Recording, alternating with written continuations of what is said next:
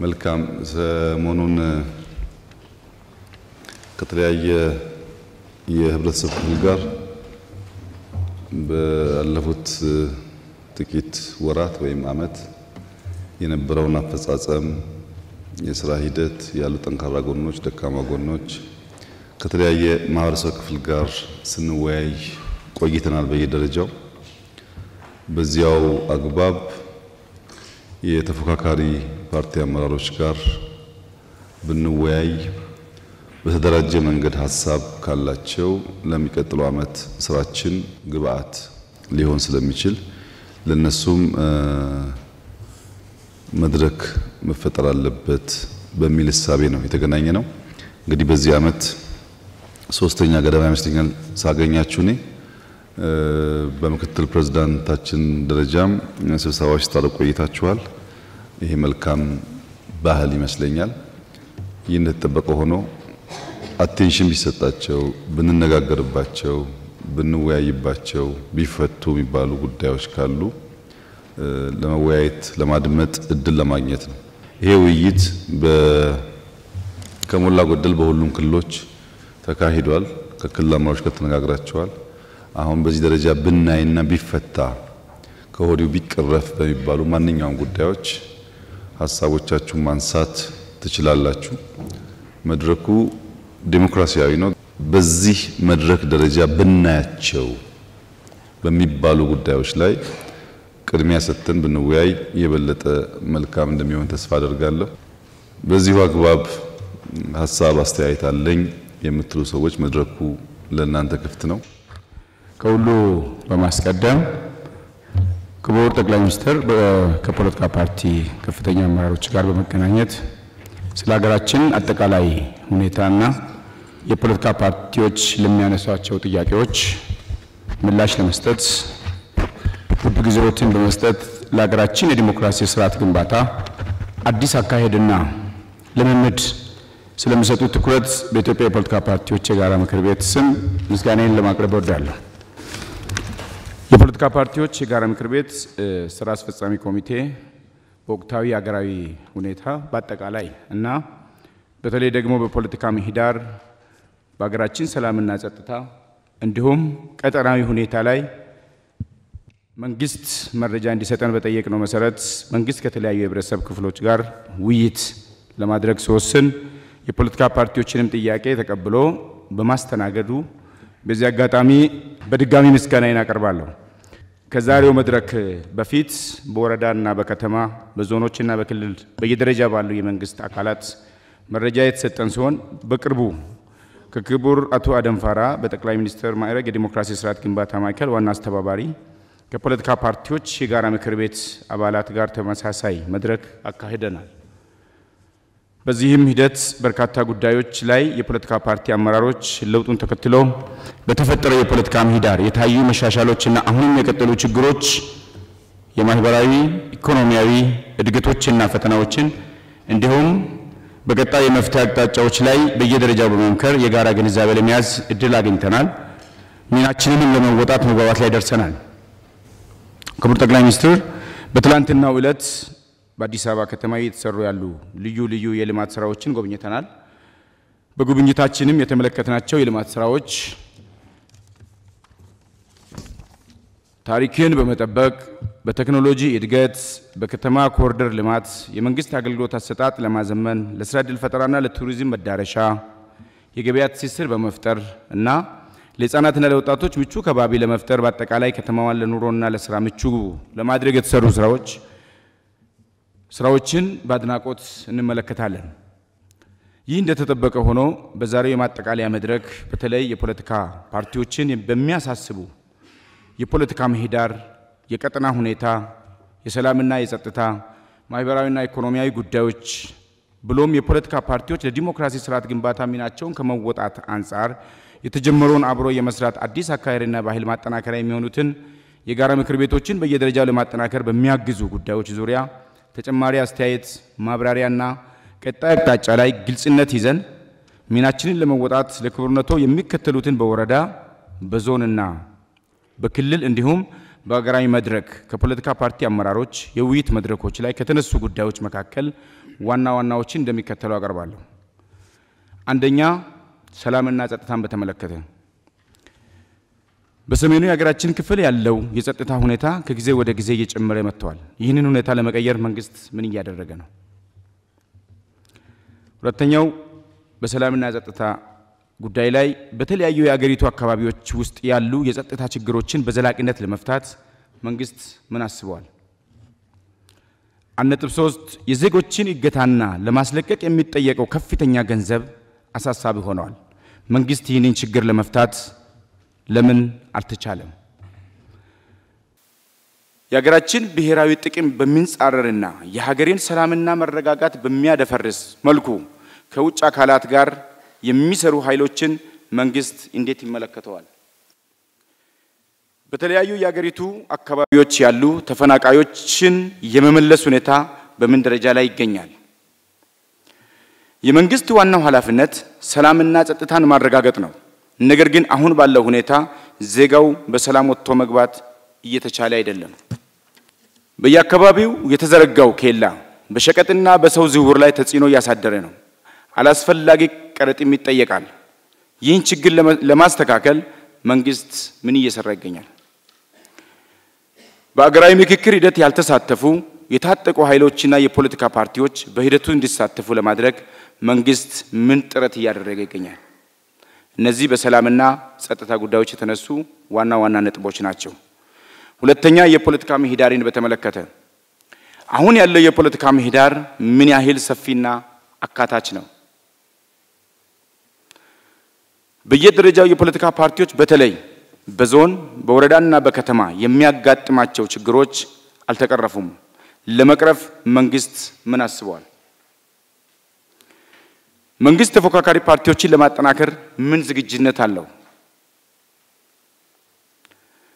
ከለውጡ ጥያቄና ከህገ መንግስት ማሻሻያ አለመደረግ አንፃር የለውጡ መንግስት ማለት ይቻላል ወይ?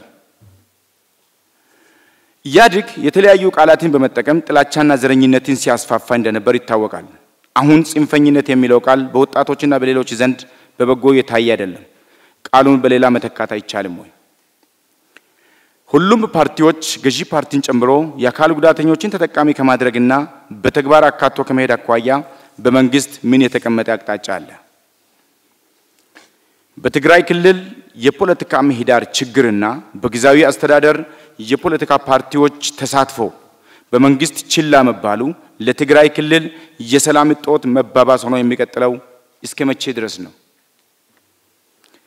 የመንግስት የሚዲያ ተቋማት ለተፎካካሪ የፖለቲካ ፓርቲዎች እንቅስቃሴ በቂ ትኩረትና ሽፋን ሲሰጡ አይታዩም። ይህ ሁኔታ እንዲሻሻል መንግስት ምን ያስባል?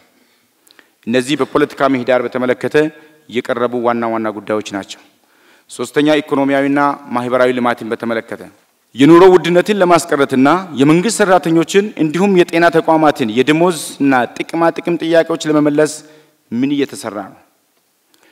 የገንዘባችን የመግዛት አቅሙ መዳከሙን ተከትሎ ከፍተኛ የኑሮ ውድነት ተከስቷል። ይህንን ችግር ለመፍታት መንግስት ምን እየሰራ ነው? የመንግስት ትኩረት በመሰረተ ልማት ላይ የሆነ ነው።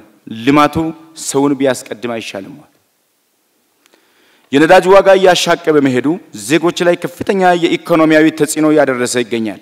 በቀጣይ ይህን ችግር ለመፍታት እንደ መንግስት ምን ታስቧል? የአገር ውስጥ ፍላጎት ሳይሟላ ስንዴን ወደ ውጭ መላኩ ትክክል ነው ወይ? ከለውጡ በፊት ባለስልጣናት በኢኮኖሚ ውስጥ እጃቸውን ያስገቡ እንደነበር ይነገራል። አሁንስ ቢሆን ባለስልጣናት የኢኮኖሚ አሻጥር ውስጥ እጃቸው እንደሌለ ምን ማረጋገጫ አለ?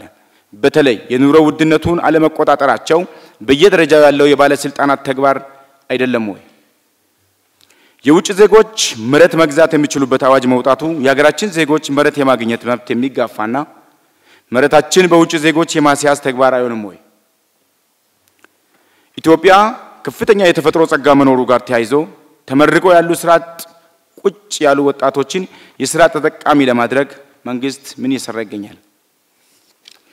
በተለያዩ ክልሎች በሰላም መታጣት ከትምህርት ገበታቸው ለቀሩት ተማሪዎች ለተፈናቃዮች ምን ታስቧል? በመምህራን ስልጠና በመምህራን ቤት ግንባታ የትምህርት ግብዓት ችግር በተለይ መጽሐፍ ለመማር ማስተማር የሚረዱ አይሲቲ መብራት ወዘተ ከፍተኛ የተደራሽነት ችግር አለ። ችግሮችን ለመፍታት በመንግስት በኩል ምን ታስቧል? እነዚህ በማህበራዊና ኢኮኖሚ ልማትን በተመለከተ የቀረቡ ናቸው። አራተኛ ኮሪደር ልማትን በተመለከተ ኮሪደር ልማቱ ከተሞችን ለስራና ለኑሮ ምቹ ከማድረግ አንፃር የሚሰሩ ስራዎች የሚደገፉ ናቸው። ይሁን እንጂ በአፈጻጸም ደረጃ የሚታዩ ችግሮች ማለትም በካሳ አከፋፈል በምትክና በአንዳንድ አካባቢዎች ተሳትፎ ችግሮችን በመንግስት እንዴት ይገመገማሉ? እነዚህ በኮሪደር ልማት ጋር ተያይዞ የተነሱ ናቸው። አምስተኛ ዲፕሎማሲያዊ ወይም ቀጠናዊ ሁኔታዎችን በተመለከተ ነው። ከጎረቤት ሀገሮች ጋር ያለን ሁኔታ እንዴት ይታያል? የባህር በር ለማግኘት እየተደረገው ያለው ጥረት የሚደገፍ ሆኖ በዚህ ጉዳይ ላይ ህዝቡን በበቂ ሁኔታ ግንዛቤ ለመፍጠርና ለማንቀሳቀስ የተደረገው ጥረት ምን ይመስላል? እነዚህ ከዲፕሎማሲና ቀጠናዊ ሁኔታዎች የተነሱ ዋና ጉዳዮች ናቸው። ስድስተኛ መልካም አስተዳደርን በተመለከተ በተለያዩ ጊዜ ሲነሱ የነበሩ የማንነት የአስተዳደር ወሰንና ሌሎች ጥያቄዎች በፍጥነት ምላሽ አለመስጠት ለሰላምና ጸጥታ ለልማት እንቅፋት እየሆኑ ናቸው። መንግስት ይህንን ለመፍታት ምን አስቧል? የፖለቲካ ፓርቲዎች በየደረጃ የሚነሱ አስተዳደራዊ ጥያቄዎች መልስ ከመስጠት ይልቅ አሉታዊ የፖለቲካ ትርጉም በመስጠት ማጉላላት ይታያል። ይህን ችግር ለመፍታት ምን እየተሰራ ይገኛል? እነዚህ በመልካም አስተዳደር የተነሱ ዋና ጉዳዮች ናቸው። ሰባተኛ የጋራ ምክር ቤቶችን ማጠናከር በተመለከተ በየደረጃ የሚገኙ የፖለቲካ ፓርቲዎች የጋራ ምክር ቤቶች ሁለንተናዊ ድጋፍ እንዲያገኙ በህግ ማዕቀፍ፣ በበጀት ድጋፍ፣ በቴክኒክ፣ በቢሮና በማቴሪያል የማገዝ ጅማሮ ተጠናክሮ እንዲቀጥል በአክብሮት እንጠይቃለን። አመሰግናለሁ። በቅድሚያ ያው ይሄን መድረክ ላዘጋጀው ለክቡር ጠቅላይ ሚኒስትር ጽህፈት ቤትና የፖለቲካ ፓርቲዎች የጋራ ምክር ቤትን ማመስገን ፈልጋለሁ። እኛ ከትግራይ አካባቢ ስለምንንቀሳቀሰው እንደሚታወቀው ከጦርነቱ ጋር ተያይዞ በነበረው ስርዓት ምክንያት በርካታ የተፈናቀለ ህዝብ አለን። ትግራይ ክልል ከተፈናቀለው 5 ዓመት ሞልቷል። እንደሚታወቀው 5ኛ ክረምት አሁን እየገባ ነው ያለው። ከዛ ጋር ተያይዞ በጉዳዩ ላይ በሚዲያም በተለያዩ የመንግስት ተቋሞችም ይነሳል። በተግባር ግን ህዝቡ ከገባበት ችግር ለማውጣት የሚደረግ ነገር የለምና በመንግስት ዙሪያ ላይ ዘንድሮስ መፍትሄ ያገኝ ይሆን ወይ ያሰበው ነገር ካለ ቢነግሩን ነው። ሁለተኛ ጥያቄ ትግራይ ክልል ሆኖ በ2016 ከመንግስት ጎንና ከመከላከያ ጎን ሆኖ በተለይ ፒኤልኤፍ እንደሚታወቀው ሀገርን ለማፍረስ በተንቀሳቀሰበት ጊዜ ከመንግስት ጎን ነው የቆሙ እና እነሱ ቢያንስ ሌላ ውለታ ባይከፈላቸው እንደማንኛውም የትግራይ ክልል ነዋሪ በመንግስት በሙያቸውን ህዝብ እንዳያገለግሉ እስካሁን የታገዱ ናቸው። አልተመለሱም ወደ ስራ እና እነሱን ለምንድን ነው መንግስት ትኩረት ያልሰጠው? ወይስ በዚህ ላይ የሆነ መልስ ማብራሪያ ቢሰጡኝ በጣም ደስ ይለኛል። አመሰግናለሁ። ስለተሰጠኝ እድል አመሰግናለሁ። ጊዜያዊ አስተዳደሩ ከፕሪቶሪያ ውል በኋላ ከተመሰረተ በኋላ በትግራይ ውስጥ ከህወሓት አስተሳሰብ ውጭ ስፔሻሊ ወጣቱ ለለውጥ ሂደት ብዙ ትግል አድርገዋል እና ፌደራል መንግስት ያላገዘው ስፔሻሊ እንዲደናቀፍ ለውጡ አደናቃፊ የነበሩ ኃይሎች ተመልሰው ጊዜያዊ አስተዳደሩን እንቋጠሩ ያረጉ ፌደራል መንግስት ያረገበት ምንድነው? ስፔሻሊ እኛ ወጣቶች በኋላ ሆነው ጊዜያዊ አስተዳደሩ እንዳይሰራ ሲያደናቀፉ የነበሩ ኃይሎች ጄኔራሎች ጭምር የነበሩበት ሂደት ፌደራል መንግስቱ መልሶ ለነሱ የሰጣቸው ምክንያት ምንድነው? በዚህ ሰዓት ደግሞ ህወሓት ከሻዕቢያ ጋር እየሰራ ባለበት ፌደራል መንግስት ምንም ምላሽ የማይሰጥበት ምክንያት ምንድነው? ተጨማሪ በትግራይ ውስጥ ስፔሻሊ ወጣቱ በሰራዊት ያለውና ሌላው ደግሞ ከፕሪቶሪያሉ ውል ያመጣው እድል ተጠቅሞ ለለውጥ ሲታገል የነበረ በረሃ ወርዶ ህወሓትን እየታገለ ነው። ስፔሻሊ እነዛ 50 ዓመት የትግራይ ህዝብ ሲጨፈጭፉ የነበሩ ኃይሎች እና ፌደራል መንግስት ለዚህ ኃይል ምን ድጋፍ ያደረገ ነው? አመሰግናለሁ። ስለተሰጠኝ እድል እጅግ በከፍተኛ ደረጃ የተከበሩ ጠቅላይ ሚኒስትርን ሊያመሰግን እወዳለሁ። በትናንትናው ጉብኝት አዲስ አበባ ከተማን የኮሪደር ልማት ቀደም ሲል የነበረባትን የአዲስ አበባ መልክና ገጽታ በብዙ ደረጃ ተብሎ በሚወሰድ እይታ የቀየረና የለወጠ መሆኑን አግኝቼበታለሁ። ኢትዮጵያ አገራችን ይህንን ተግባር በእንዲህ አይነት እንድታከናውን ለልጆቿ አቅም ጉልበትና ዕውቀት የለገሳትና የሰጣት አምላክ ምስጋና ይግባው። ተግባሩን በማከናወንና እያከናወኑ የሚገኙ አካሎች ዕውቀታቸውና ስራቸው የተባረከ ይሁን እላለሁ። ኢትዮጵያ ሀገራችን ባለፉት ጊዜያት በውጭና በውስጥ ሲያጋጥማት ከነበረው ዘርፈ ብዙ ችግሮች አንጻር ሳትገደብና ሳትደናቀፍ የገጠማትን መከራና ችግር በአንድ በኩል ለመፍታት እየተጋች በሌላ በኩል ደግሞ ይህንን አይነት አስገራሚና አስደናቂ የልማት ተግባራት ማከናወኗ እጅግ በከፍተኛ ደረጃ ግዛቸውና ጉልበታቸውን በመስጠት ፈጽሞ ለተገኙት ተግባር ልዩ ምስጋና ይገባቸዋል ብዬ አስባለሁ። አመሰግናለሁ። ከበሩ ዶክተር አብይ አህመድ ዛሬ ሁለተኛ ጊዜ መገናኘታችን ከመጠን በላይ ደስታ ይሰማኛል። በቃሉ አከብረው የተናገሩትን የሚተገብሩ የኢትዮጵያ ልጅ መሆኑን መሪያችን በመሆኑ ክብርና ደስታ ይሰማኛል። ፈጣሪ አምላክ አባቶን ሲፈጥር አህመድ አንድነት ህብረት ነው፣ መደማመጥ ድል ነው። እርሶን ሲፈጥሩ አብይ ኢትዮጵያን አንድ አድርግ፣ አንድ ብንሆን ይሻላል ብሎ ሲያመጡ እውነትም የኢትዮጵያ ህዝብን አንድ ለማድረግ ያደረከው ያለው ጥረት ከመጠን በላይ የሚያስደስት ነው። ለዚህ ተምሳሌት ባለፉት ስርዓታት ታርጋ የተለጠፉባቸው በሀገራቸው እንዳይኖሩ ተሰደው በተለያዩ ሀገራት ተመልሰው ሀገሩን ሲዋጉ የነበሩት አካላት ሄደው ወደ ሀገር ተመልሰው በዲሞክራሲያዊ መልኩ መጥቶ በሀገራቸው ውስጥ እንዲታገሉ ማድረጉ ይህ ተምሳሌት ነው። በጦርነቱ ውስጥም እያሉ ትላንትና አዲስ አበባ ባደረግነው ጉብኝት ሁላችንን የኮራንበት ልማት ነው። ስለዚህ እነዚህን ኢትዮጵያን ምን ያህል አንድ ያደረክ መሆኑን የሚያሳይ ነው። ሀገራችንም አዲስ አበባ በስም ነበር፣ አሁንም በተጨባጭ አዲስ አበባ መሆኗን በተግባር አሳይተሃል። ይህም ፈለግህም በቤኒሻንጉል ጉሙዝ ክልል ርዕሰ መስተዳድር አቶ አሻደሊ ይህም ፈለጎን ተከትለው ከሀገር ውጪ የነበሩት መሳሪያ ይዘው ሲታጠቁ የነበሩት ከተወሰኑ አማሮችና ከጀነራል ከፍ ያሉ ጋር ሄደው እነሱንም የእርሶም ፈለግ ተከትለው ወደ ሀገራቸው ገብተው በሰላም መልኩ ሰላምን ሰፍነው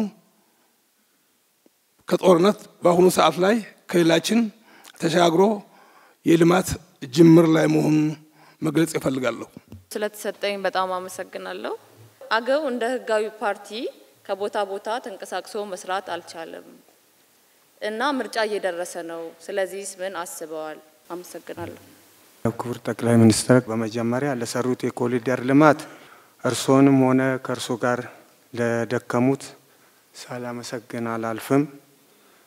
ሌላው ማይክሮ ኢኮኖሚ የታሰበለትን ግብ መጥቷል ይላሉ ወይ? የዛሬ አመት አስታውሳለሁ ስንገናኝ አንድ አመት ጠብቁን ማይክሮ ኢኮኖሚው የተሳለጠና ቆንጆ ይሆናል ብለው ነበር። በእርሱ አስተያየት ማይክሮ ኢኮኖሚን በተመለከተ አስተያየቱን እንዲሰጡን ጠይቃለሁ። ሌላው የኑሮ ውድነትን ሊያመጣቸው የቻለው ማይክሮ ኢኮኖሚው ነው ወይስ ምንድነው? ስራ አጥነትንስ ሊያመጣ የቻለው ማይክሮ ኢኮኖሚ ነው ወይስ ምንድነው? ሌላው የሰላሙ ጉዳይ እንዴት ያዩታል? በየአካባቢ ያለውን ሌላው ባጭሩ የሀገራዊ ምክክሩ ጥሩ እየተካሄደ ነው። የበለጠ ትግራይን ያካተተ ውይይት እንዲደረግ ምን እየሰሩ ነው? በእርሱ በኩል ቢብራራልን። ክቡር ጠቅላይ ሚኒስትር፣ በጣም ብዙ ባንኮች አሉ። በጣም በዘር የተመሰረቱ ባንኮች አሉ። እነኚህም ባንኮች ከዘር አውጥተው ትልቅ ፓወር እንዲኖራቸው ባንኮች በእርሶ በኩል እየተሰራ ያለው ምንድን ነው? ለዛሬ ይበቃኛል። አመሰግናለሁ። ክቡር ጠቅላይ ሚኒስትርን፣ ሌሎች ከፍተኛ የመንግስት ስራ ኃላፊዎችን እጅግ አድርጌ አመሰግናለሁ። ከትላንትና ጀምሮ አዲስ አበባ የሚሰሩ በርካታ ልማቶችን ለሀገር ግንባታ አሁን ለመመራው ለስርዓቱ አይደለም ለቀጣይ ትውልድም ታስበው የሚሰራው ትልቅ ስራ እጅግ በጣም የሚያኮራ ለትውልድም ጠቃሚ የሆነ ስራ መሆኑን እጅግ እንገነዘባለን። በርካታ ከአየር ለውጥ ጋር ተያይዞ ጫካ ፕሮጀክቶች ሌሎች በተለይ ትላልቅ ግንባታዎችን እብን ሳይሳሱ አፍርሶ ለአይን ውብና ማራኪ በሆነ ሁኔታ የሀገሪቱን ገጽታ ግንባታም ጭምር የሚያሳድግ ፕሮጀክቶች ተሰርቷል። አመሰግናለሁ። ክቡር ጠቅላይ ሚኒስትር፣ እርሶ ፊት ለአንድ ዜጋ ያለኝን ሀሳብ ለማቅረብ እድል በማግኘቴ ትልቅ ክብር ይሰማኛል። ክቡር ጠቅላይ ሚኒስትር፣ ምናልባት ትላንትና ያየናቸው እንደ ሀገር ልብን የሚያሞቁ የሚያኮሩ ትላልቅ የልማት ስራዎችን አይተናል።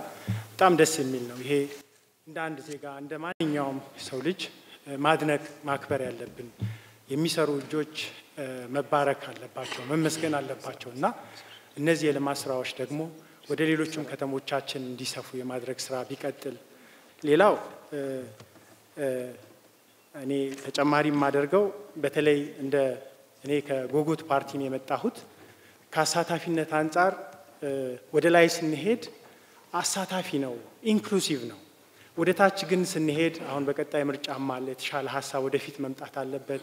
ስንወርድ ግን አሳታፊ አይደለም፣ ገፊ ነው እና እርስዎ ምን አይነት መልእክት ያስተላልፉልናል? በተለይ ታች አካባቢ ያሉ መዋቅሮች ፓርቲዎች ያላቸውን አማራጭ ሀሳቦች እንዳያቀርቡ እድል እየተሰጣቸው አይደለም እና በዚህ መድረክ እርስዎ መልእክት እንዲያስተላልፉልን ለማለት ነው።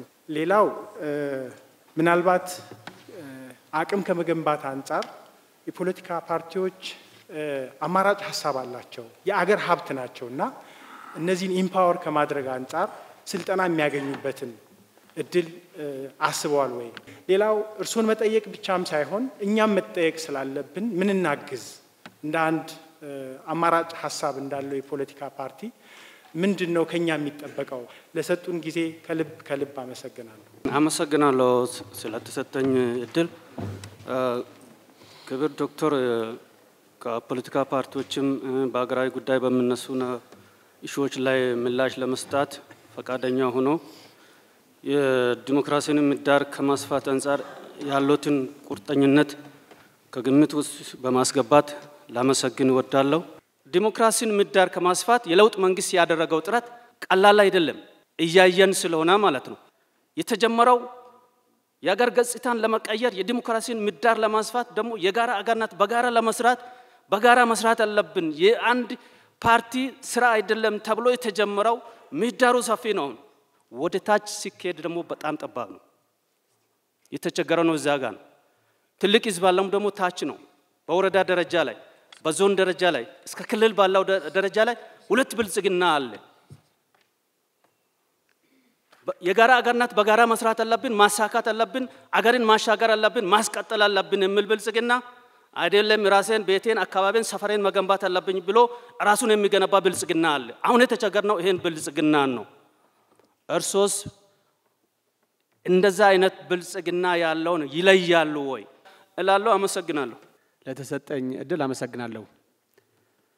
የኔ ጥያቄ በፕሪቶሪያ ስምምነት መሰረት አንጻራዊ ሰላም መገኘቱ እንዲሁም ይታወቃል።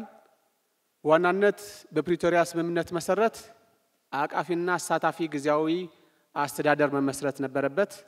ይሁን እንጂ የህወሓት ጊዜያዊ አስተዳደር ነው የተፈጠረው። ለዚህም ህወሓት ያኔ ቅቡልነት አጥቶ በህብረተሰቡም ከፍተኛ የቅቡልነት ችግር ነበረው፣ አቅምም አልነበረውም። በዚህ ምክንያት ጊዜያዊ አስተዳደሩ የተሰጠውን ስልጣን በአግባቡ ሳይጠቀም 2 ዓመት አለፈው።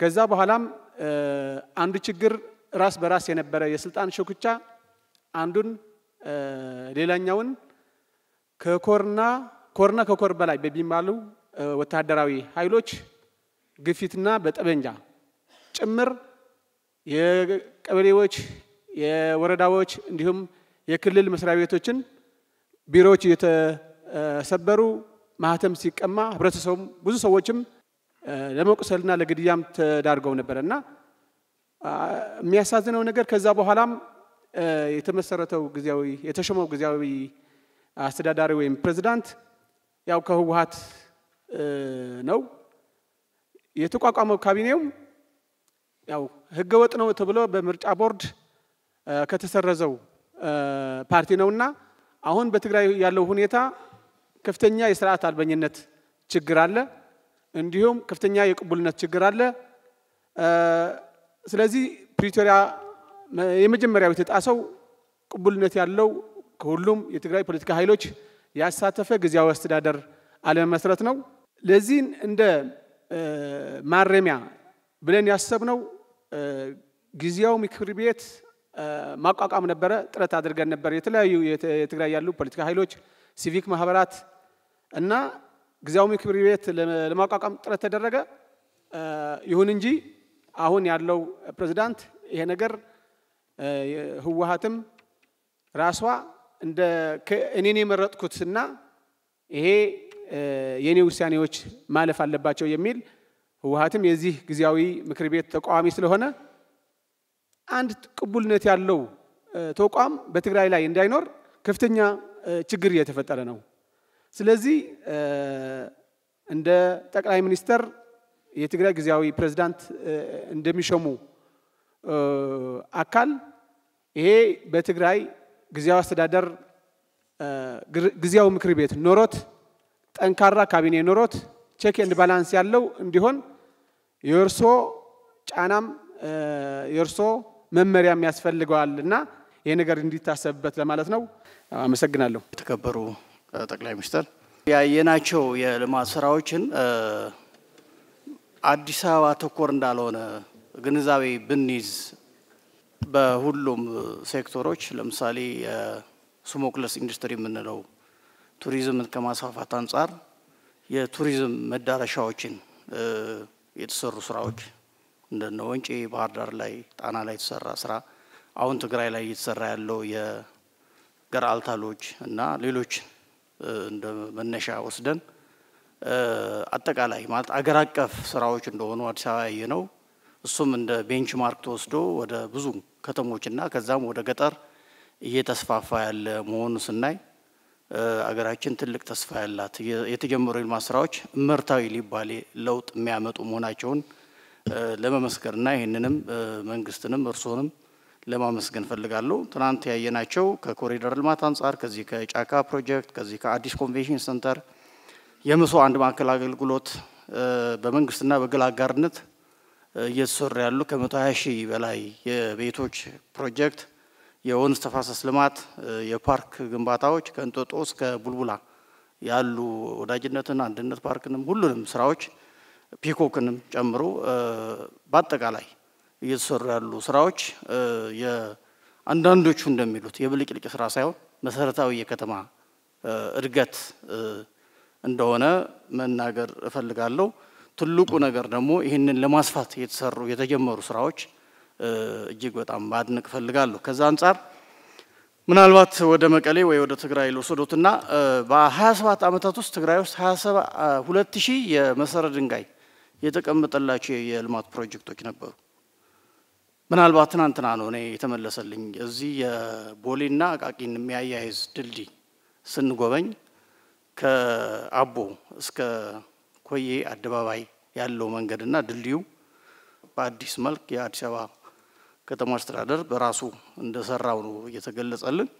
እየተሰሩ ያሉ የልማት ስራዎች እንደኔ እምነት ከጥራትም ከፕሮጀክት አፈጻጸም ፍጥነትም አንጻር በተደጋጋሚ ጠቅላይ ሚኒስትር እንደሚሉት መንግስታዊ ኮራፕሽን የለም ብለው የሚሉትን ማሳያ ነው ብዬ አምናለሁ።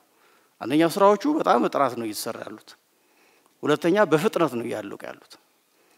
ያው ቢሰረቅ ወይ ይጓተታል ወይ ጥራት አይኖርም። ከጥራቱም ከፍጥነቱም አንፃር ስናይ ይሄ በመላ ሀገሪቷ እንደ አንድ ልምድ ሆኖ ሊስፋፋ የሚገባው መልካም ነገር ነው ብዬ ማለት ፈልጋለሁ። ከዚህ አንፃር ወደ 2000 የሚሆኑ የመሰረት ድንጋይ ተቀመጠላቸው በትግራይ ውስጥ በመላ ትግራይ ውስጥ የተቀመጠላቸው የልማት ፕሮጀክቶች ለምንድን ነው ያልተሰሩት ለሚለው ጥያቄ ያው ሙሉን ተበልተዋል ማለት ነው። ሌላ ነገር የለው። ሌላው ከዚህ ከፕሪቶሪያ ሰላም ስምምነት ጋር ተያይዞ ዲዲአርን ከማስፈጸም አንፃር ምክንያቱም አሁን ትግራይ ውስጥ ያሉ ታጣቂዎች በቃ ዲዲአር እየጠበቁ ነው ክቡር ጠቅላይ ሚኒስትር። ሌላ ምንም እየጠበቁ አይደለም። ከህወሓቶች ጋር ማርሉ የእውነት ነው የምሉት። ምክንያቱም ዝም ብሎ ከወጡ ያቺ ነገር ያጣሉ። ፕላስ ሲወጡ ደግሞ ያው የመኖሪያ ቤት መሬት ይሰጣል፣ የስራ መቋቋሚያ ብዙ ነገሮች አሉ።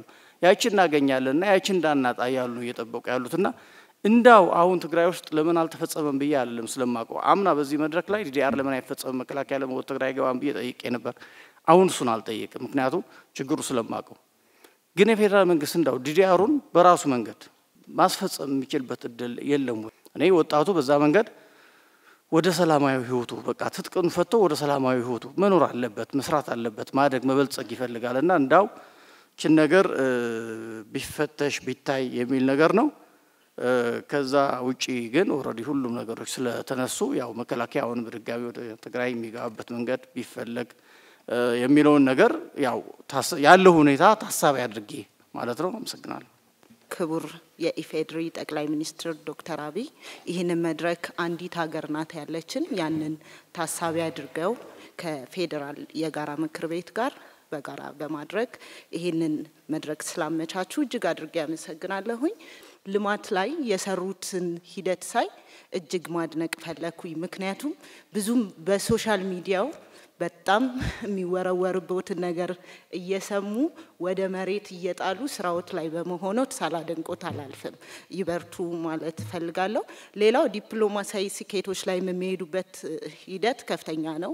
እንዲሁም ደግሞ ከዓለም ፋይናንስ ጋር ያለው ጠንካራ ግንኙነት ሳላደንቅ አላልፍም። ምክንያቱም ሙያዬ ስለሆነ ከታተላለሁኝ። ካፒታል ማርኬት ላይ በሀገራችን ያለውን ለማስቀጠል የሚሄዱበትም ጥሩ ስለሆነ ይበርቱ ማለት ፈልጋለሁኝ። ሌላም የመደመር እሳቤን ኢምፕሊመንት ለማድረግ የሚሄዱበትንም አቅጣጫ ጥሩ ነው ማለት ፈልጋለሁ።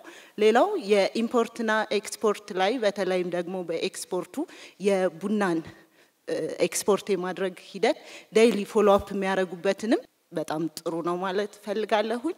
እኔ በጣም ብዙ ጊዜ ሳይት በተለያዩ ሚዲያዎች ላይ ሙስናን በጣም ሲጸየፉ ታያለውኝ። እንደ ሀገር መሬት ላይ ያለውን የሙስና ሂደት ሌሎችም የመንግስት ተቋማት ላይ ከፍተኛ የሙስና ስራዎች አሉና ያንን በጣም ቢሰሩበት ጥሩ ነው ብዬ አስባለሁ። ሌላው በጣም የሰላም የመደፍረሱ ሁኔታ እጅግ ከፍተኛ ነውና እሱን በጣም በአትኩሮት ማየት ቢቻል ይሄ ትልቅ ስጋት ስለሆነ ሌላው የኑሮ ሁኔታ እጅግ በከፍተኛ ሁኔታ ትልቅ ጫና አለው። ይሄ ጫና ምንድነው? በዓለማት ደረጃ ነው ኖት ኦንሊ ኢትዮጵያ። ሆኖም ግን እሱ ላይ በጣም ፎከስ ተደርጎ መሰራት መቻል አለበት። ሌላው ጥያቄ የፖለቲካ ምህዳር መጣበቡ ማለት የፖለቲካው ምህዳር ሲጠብ ሴቷ በፖለቲካው ዘርፍ ላይ በማህበራዊ ዘርፍ እንዲሁም በኢኮኖሚው ዘርፍ ላይ ደፍራ መውጣት አትችልም። በፋይናንሱ ተጽዕኖ ፈጣሪ መሆን አልቻለችም። እንዲሁም ማህበራዊም ዘርፍም እሱን በጣም ባንክሮት ማየት ቢቻል ብዬ አስባለሁ። ለምሳሌ ገዢው ፓርቲ ምን ያደርጋል?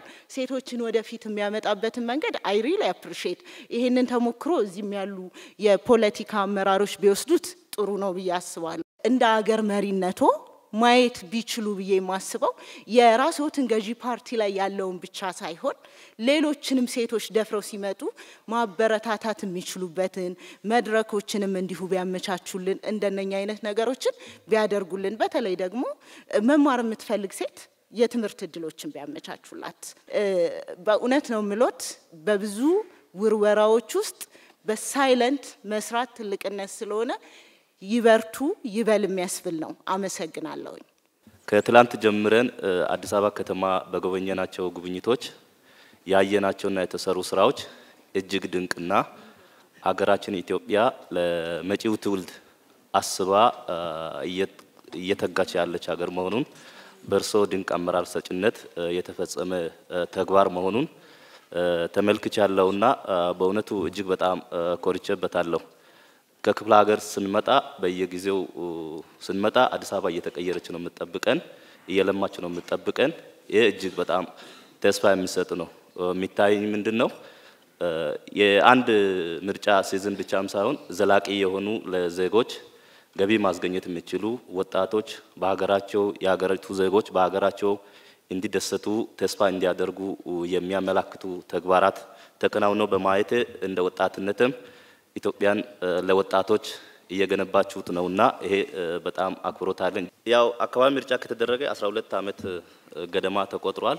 ስለዚህ የአካባቢ ምርጫ ከማድረግና መንግስት አካባቢ ምርጫ በጊዜውና በወቅቱ እንዲደረግ ከማድረግ አንፃር ይሄም ከህገ መንግስት ጋር የሚያያዝ ጉዳይም ስለሚሆን ምን እየተሰራ ነው የሚለው ነገር ለኢትዮጵያ ህዝብም ስለሚጠብቀው እዚህ ላይ የእርሶ አቅጣጫ ለኢትዮጵያ ህዝብም ቢነገር የሚለው ነው። ላገኘሁት እድል እጅግ በጣም አድርጌ አመሰግናለሁ። እኔ ሚዲያ በጣም ማዳምጥ ለብዙ ፓርቲዎች ኢንፎርሜሽን መሰጣቸው እኔ ነኝ። የኢትዮጵያ ሚዲያ በአብዛኛው ዝግ ነው፣ ሞኖ ሲስተም ነው። እንደገና ምሎት ደግሞ በሚዲያ ውስጥ ዜግነት ክላስ አበጅቷል። ኤ ዜጋ አለ፣ ቢ አለ፣ ሲ አለ። ማይኖሪቲ ዲ ነው። ዞር የት ነህ ከተባለ እንደዚህ ብሎ ላያናገርም ይችላል። ከሱ በላይ ታለንት፣ ከሱ በላይ ኖሌጅ፣ ከሱ በላይ ያለው ያንን ሰው አፕሮች አድርጎ የኢትዮጵያን ችግር ግን መፍታት አልቻለም። አዲሽናል ደግሞ ከአልጀዚራም ከሌላ የምንማረው ጦርነቶች በአብዛኛው የሚያልቁት ሚዲያ ላይ ነው። ያንን ለማምጣት ምን ማድረግ አለብን? መደረግ አለበት። ሚዲያው ማንኛውም ሀሳቦች የተለያዩ ሀሳቦች አቅርቦ ማፋጨት አለበት። ይህንን ማስተካከል አለበት። በነጋዴው ህብረተሰብ ደግሞ አንድ ለኔም ግልጽ ነው። ትልቁ ኢኮኖሚ ፓርት የያዘው መንግስት ነው 70%። 30% ውስጥ ደግሞ 20% እንደ ሚድሮክ ያለ እንትን ነው ተለያዩ። በ10% ውስጥ ኮንትሮል አድርጎ መክፈል አልቻልንም። ልንከፍል ስንሄድ የመንግስት አካላት አስቸገረን። እንደዚህ የተለያዩ የሙስና ወሬዎች በጣም ጆሮአችን የሚያደክም ነው። ፕሮቴክትም ለማድረግ መንግስት ደግሞ አንዳንድ ጊዜ ለህዝቡ የሚጭነው ጫና እናንተን ሁለቱም አካል ለህዝብ የማያዝን አይነት አይቻለሁ። ስለዚህ እነዚህ ነገሮች በጥልቀት ከሰሩ ሀገረ መንግስቱ ይሄዳል። እኔ ሁሉ ጊዜ ማግዘው ሀገረ መንግስቱ ነው። ብልጽግና ናግዤ አላቅም። ነገር ግን ሀገረ መንግስቱ ማገዝ ኢንዳይሬክት ያ ስለሆነ ነገሮች የፓርቲዎችን ችግር ቢፈቱ ጥሩ ነው የሚል ነው። አመሰግናለሁ። በቅድሚያ እድልን ስለሰጡኝ ከልቤ አመሰግናለሁ። ክቡር ጠቅላይ ሚኒስትር ከእርሶ ጋራ በመጀመሪያ የተገናኘሁት ግብጽ ካይሮ ከተማ ነበር። ዛሬ ደግሞ በሀገር ውስጥ ሶስተኛ ጊዜ ከእርሶ ጋራ በመገናኘቴ እድለኛ በመሆኔ በጣም ወረር የሌለው ደስታ ይሰማኛል። ክቡር ጠቅላይ ሚኒስትር ሆይ በክቡርነቶ አንድ አስተያየት ይኖረኛል፣ እንደሚከተለው ይሆናል።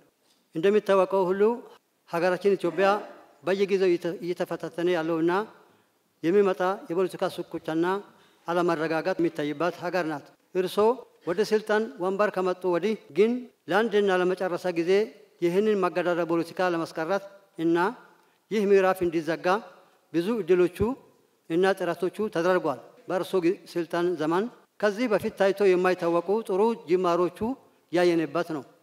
ለምሳሌ እንደ ጠላት ተፈርዶ የነበረው የተቃዋሚ ፖለቲካ ፓርቲዎቹ ከዛ ጭንቀት ውስጥ በማውጣት እፎይታ ያገኙበት፣ ይህ ብቻ አይደለም ከመንግስት በኩል ድጎማ ባጀት ያገኙበት፣ እንዲሁም የፖለቲካ ፓርቲዎቹ የራሱ የሆነ የጋራ ምክር ቤት የመሰረቱበት፣ በሌላ በኩል ደግሞ በምርጫ ጊዜ ይሁን በሌላ ጊዜ የተፎካካሪ ፓርቲዎቹ መሪዎቹም እና አባላቶቹ ሲታሰሩ ምርጫ ቦርድ የታሰሩበት እስር ቤት ድረስ በአካል በመሄድ እስረኞቹን በማስፈታት ያየነው በእርሶ ስልጣን ዘመን በመሆኑ፣ በተጨማሪ ደግሞ የፖለቲካ ኬዝ ያላቸው በሌሉበት ሞት ፍርድ ተፈርዶባቸው በውጭ ሀገር በስደት ሲኖሩ የነበሩ ተቃዋሚ ፖለቲከኞቹ ምህረት በማድረግ ወደ ሀገር ቤት እንዲገቡ እና በኢትዮጵያ የሚደረጉ የዲሞክራሲ ስርዓት ለመገንባት የሚደረግ ትግል ውስጥ የራሳቸው አስተዋጽኦ እንዲያበረከቱ በማለት በወቅቱ ባደረጉት ጥሪ መሰረት በስደት ከነበሩና ወደ ሀገር ቤት ከገቡት እንደ እንደ ዶክተር ብርሃን ነጋ እና ሌሎቹ ፖለቲከኞቹ አንዱና እድለኛ በመሆኔ በዚህ አጋጣሚ በዚህ መድረክ ላይ ለማመስገን ይወዳሉ። የተለያዩ በከተማ ውስጥ የተሰሩ ስራዎችን በዚህ በዱላዬ ምንም ሳልደክም በተስፋ ሲያይ ተመልክቻለሁ። በጣም ትልቅ ተስፋ እንዳለኝ አረጋግጫለሁ። ብዙ ወዳጆች አይቶኛል። እነሱ እየደከሙ እያረፉ በየድንጋይ እየተቀመጡ እኔ አልተቀመጥኩም። ጉልበት ሰጥቶኛል። ትልቅ ክብር ይገባታል። ወደ ጥያቄ እገባለሁ።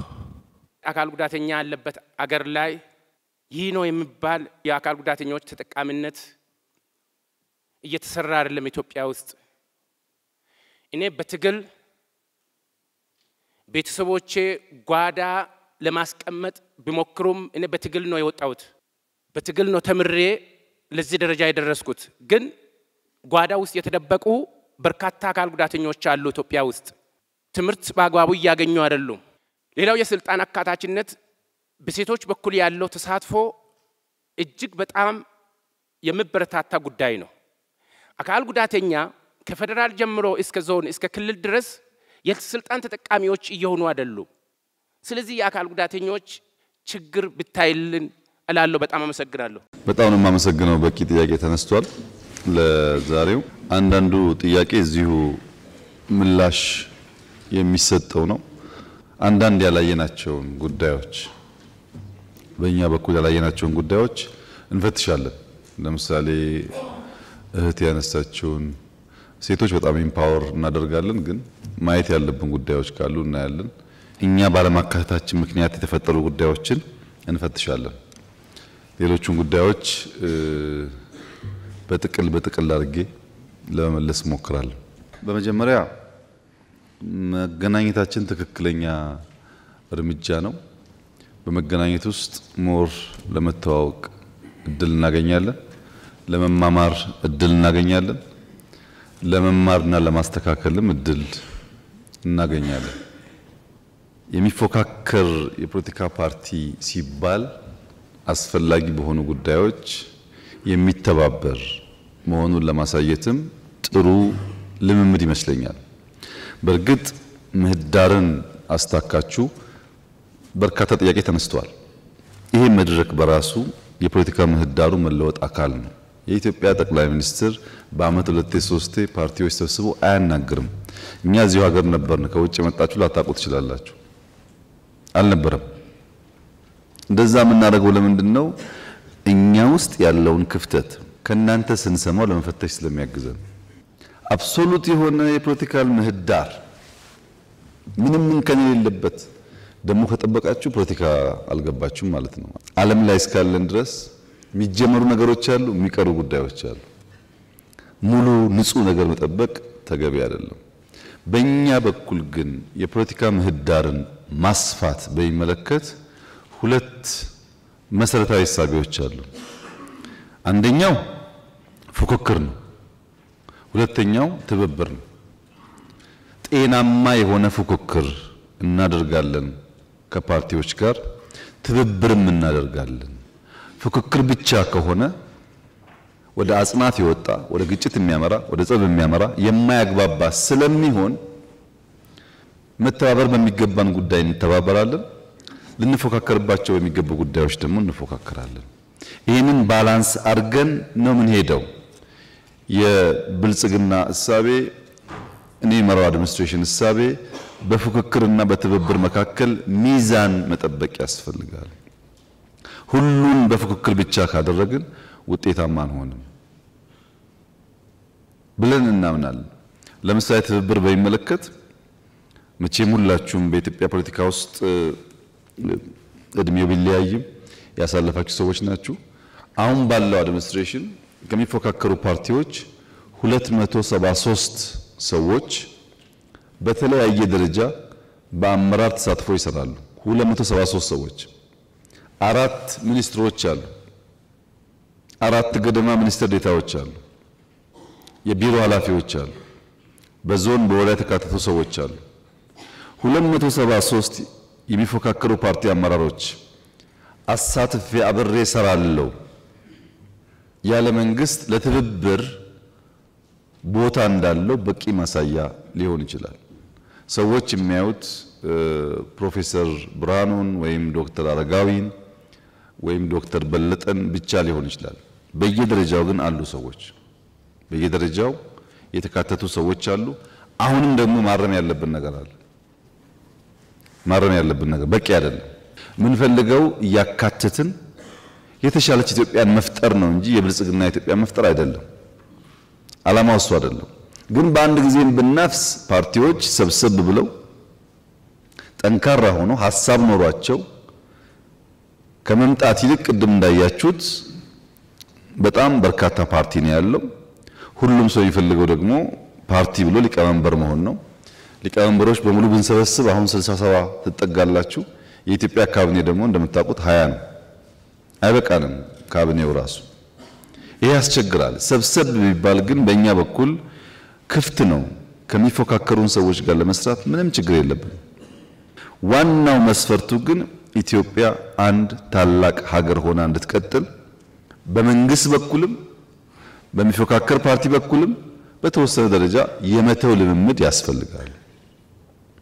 በተደጋጋሚ አንስቻለሁ። ፕሮፌሰር ብርሃኑ፣ ዶክተር በለጠ በብዙ ጉዳዮች በማክሮ ኢኮኖሚክ ማሻሻያው ላይ በጣም ይጨቃጨቃሉ። በእያንዳንዱ ሪፎርም ይጨቃጨቃሉ፣ ሐሳብ ያነሳሉ።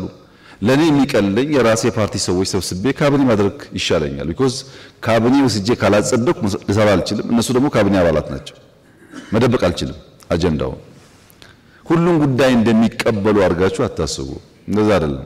በብዙ ጉዳዮች ከፍተኛ ክርክር ያነሳሉ፣ ይቃረናሉ፣ ይጠይቃሉ። እንደዚህ አይነት ልምምድ ግን ካልተለማመድን በጋራ ሀገር ልንሰራ ስለማንችል ይሄው 4 ዓመታችን እኮ ነው። እነዚህ ሰዎች ከባለፈው ምርጫ ጀምሮ የካቢኔ አባላት ሆነው 4 ዓመት አለን እየተጨቃጨቅን። ከውጊያው ስለሚሻል ከስደት ስለሚሻል ነው አብረን የምንሰራው። እና በእኛ በኩል ያለው እሳቤ ፉክክር ብቻውን በቂ አይደለም፣ ትብብር ያስፈልጋል። ባንግባባ እንኳን እየተባበርን ኢትዮጵያን ብንገነባ ይሻላል የሚል ሐሳብ አለን። ተናግረናል፣ ጽፈናል፣ ደግሞ ልንኖረው እየሞከርን ነው። ሙሉ ካልሆነስ እናሰፋዋለን። ለምሳሌ ትግራይ አገልግለው በውጊያው ጊዜ ከስራ ውጭ የሆኑ ሰዎች አሉ የተባለውን እናጣራለን። ይሄ ካለ እናስተካክላለን። ለማስተካከል ዝግጁ መሆናችንን መገንዘብ ያስፈልጋል።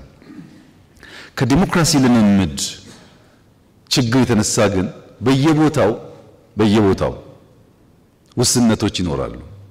በታች ወረዳ ዞን ብቻ ሳይሆን ላይም ጭምር ከየት እናመጣዋለን? ኢትዮጵያ ውስጥ ዲሞክራሲ አልነበረም፣ ስንወለድ አልነበረም፣ ስንኖር አልነበረም። ያልነበረን ነገር 100% ለምን አታደርገውም ብትሉ ያስቸግራል። እና ግን ለውጡን እያየን የሚጎለውን ነገር እየሞላን ብንሄድ ደግሞ የተሻለ ሀገር ለመፍጠር የሚያግዝ ይመስለኛል። ለምሳሌ በባለፈው ስንገናኝ በክልል በዞን ደረጃ ችግር አለብን ስላላችሁ ወዲያው ተነጋግረን ሁሉም ክልሎች ሁሉም ዞኖች እንዲያነጋግሯችሁ ተደርገዋል። ከ30 በላይ ኬዝ እንደተፈታ አውቃለሁ።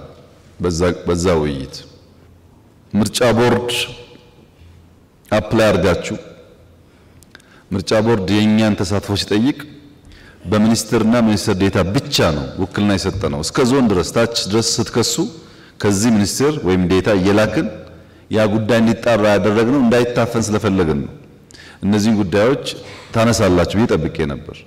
እንፈልጋለን፣ ጽፈናል፣ አሰልጥነናል፣ በእኛ ደረጃ ሞክረናል። በጎደለው ደግሞ እናንተን ስናገኛችሁ ግብአት እየወሰድን እያረምን ለመሄድ ነው ያለው ፍላጎት። ከባለፈው በዚህ ደረጃ አስተዋውሳለሁ። በአፋር፣ በሶማሌ፣ በኦሮሚያ፣ በቤኒሻንጉል ብዙ ማጣራት ስራዎች ሲሰሩ እንደነበር አውቃለሁ።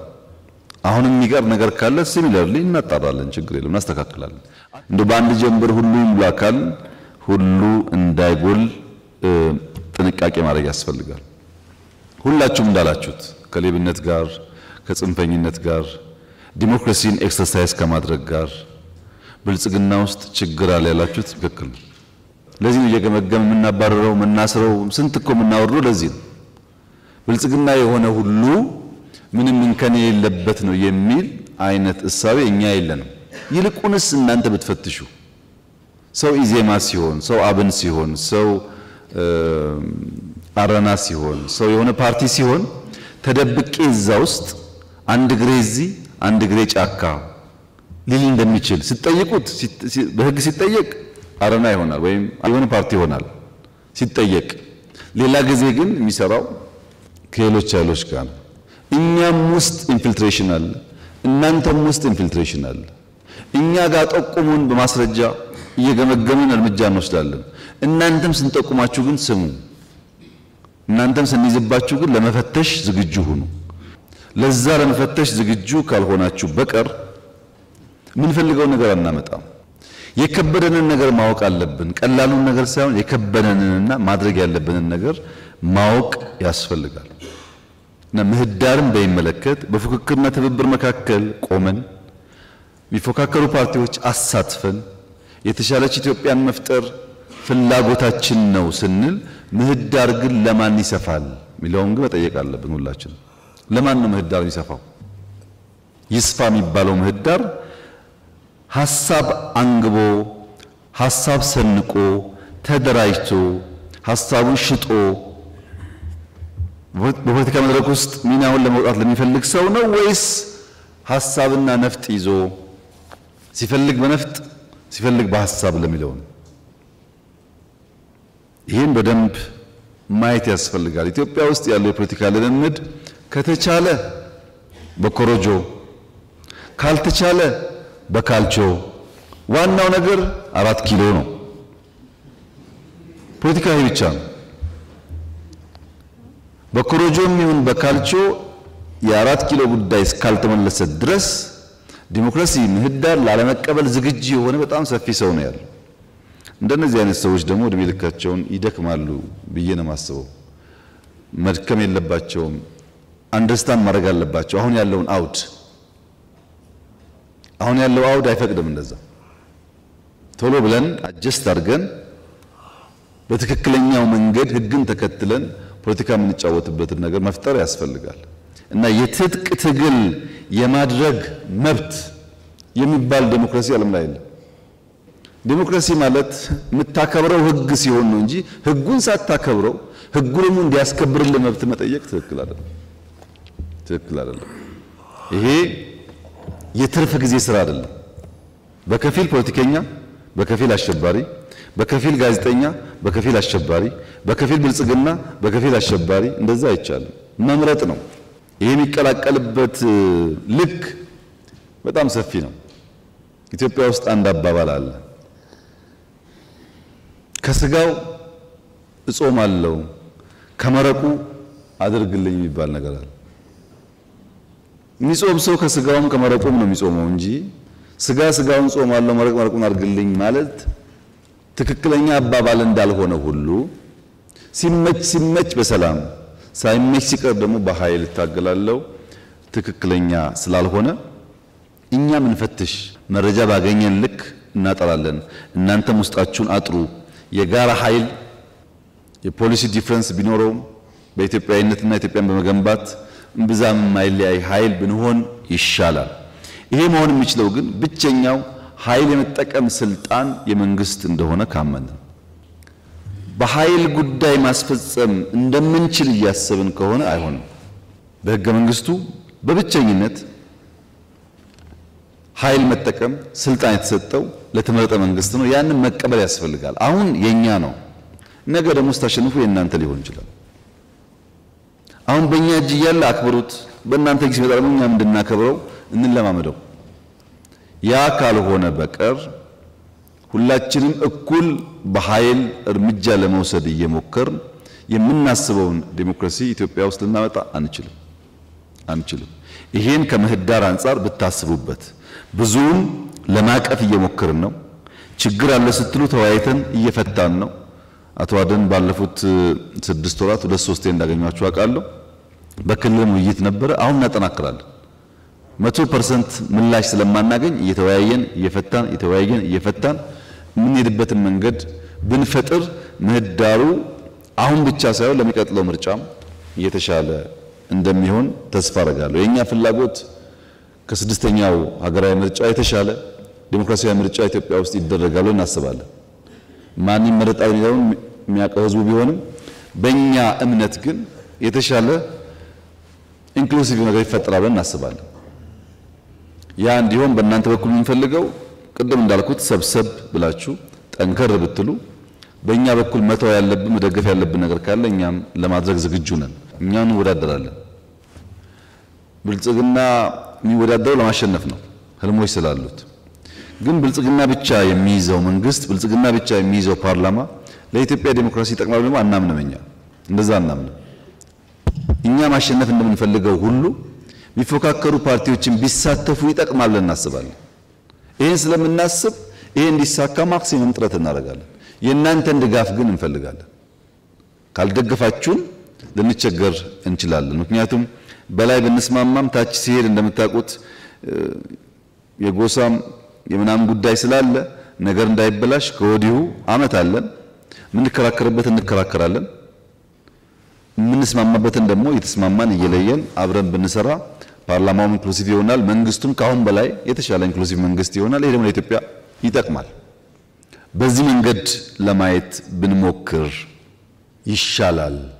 ሐሳብን በነፃ የማራመድ ሐሳብን በነፃ የመግለጽ ህገ መንግስታዊ መብታችሁን ማስከበር ላይ ያለው ውስንነት ደግሞ እኛን ይመለከታል። እሱን ደግሞ እኛ እንፈትሻለን። በህግ ሪኮግናይዝ ተደርጓል። ማንም ሰላማዊ ኃይል ሐሳቡን በነፃ ማራመድ ይችላል፣ ሚዲያ መገልገል ይችላል፣ በመድረኮች ላይ ሐሳቡን ማንሳት ይችላል።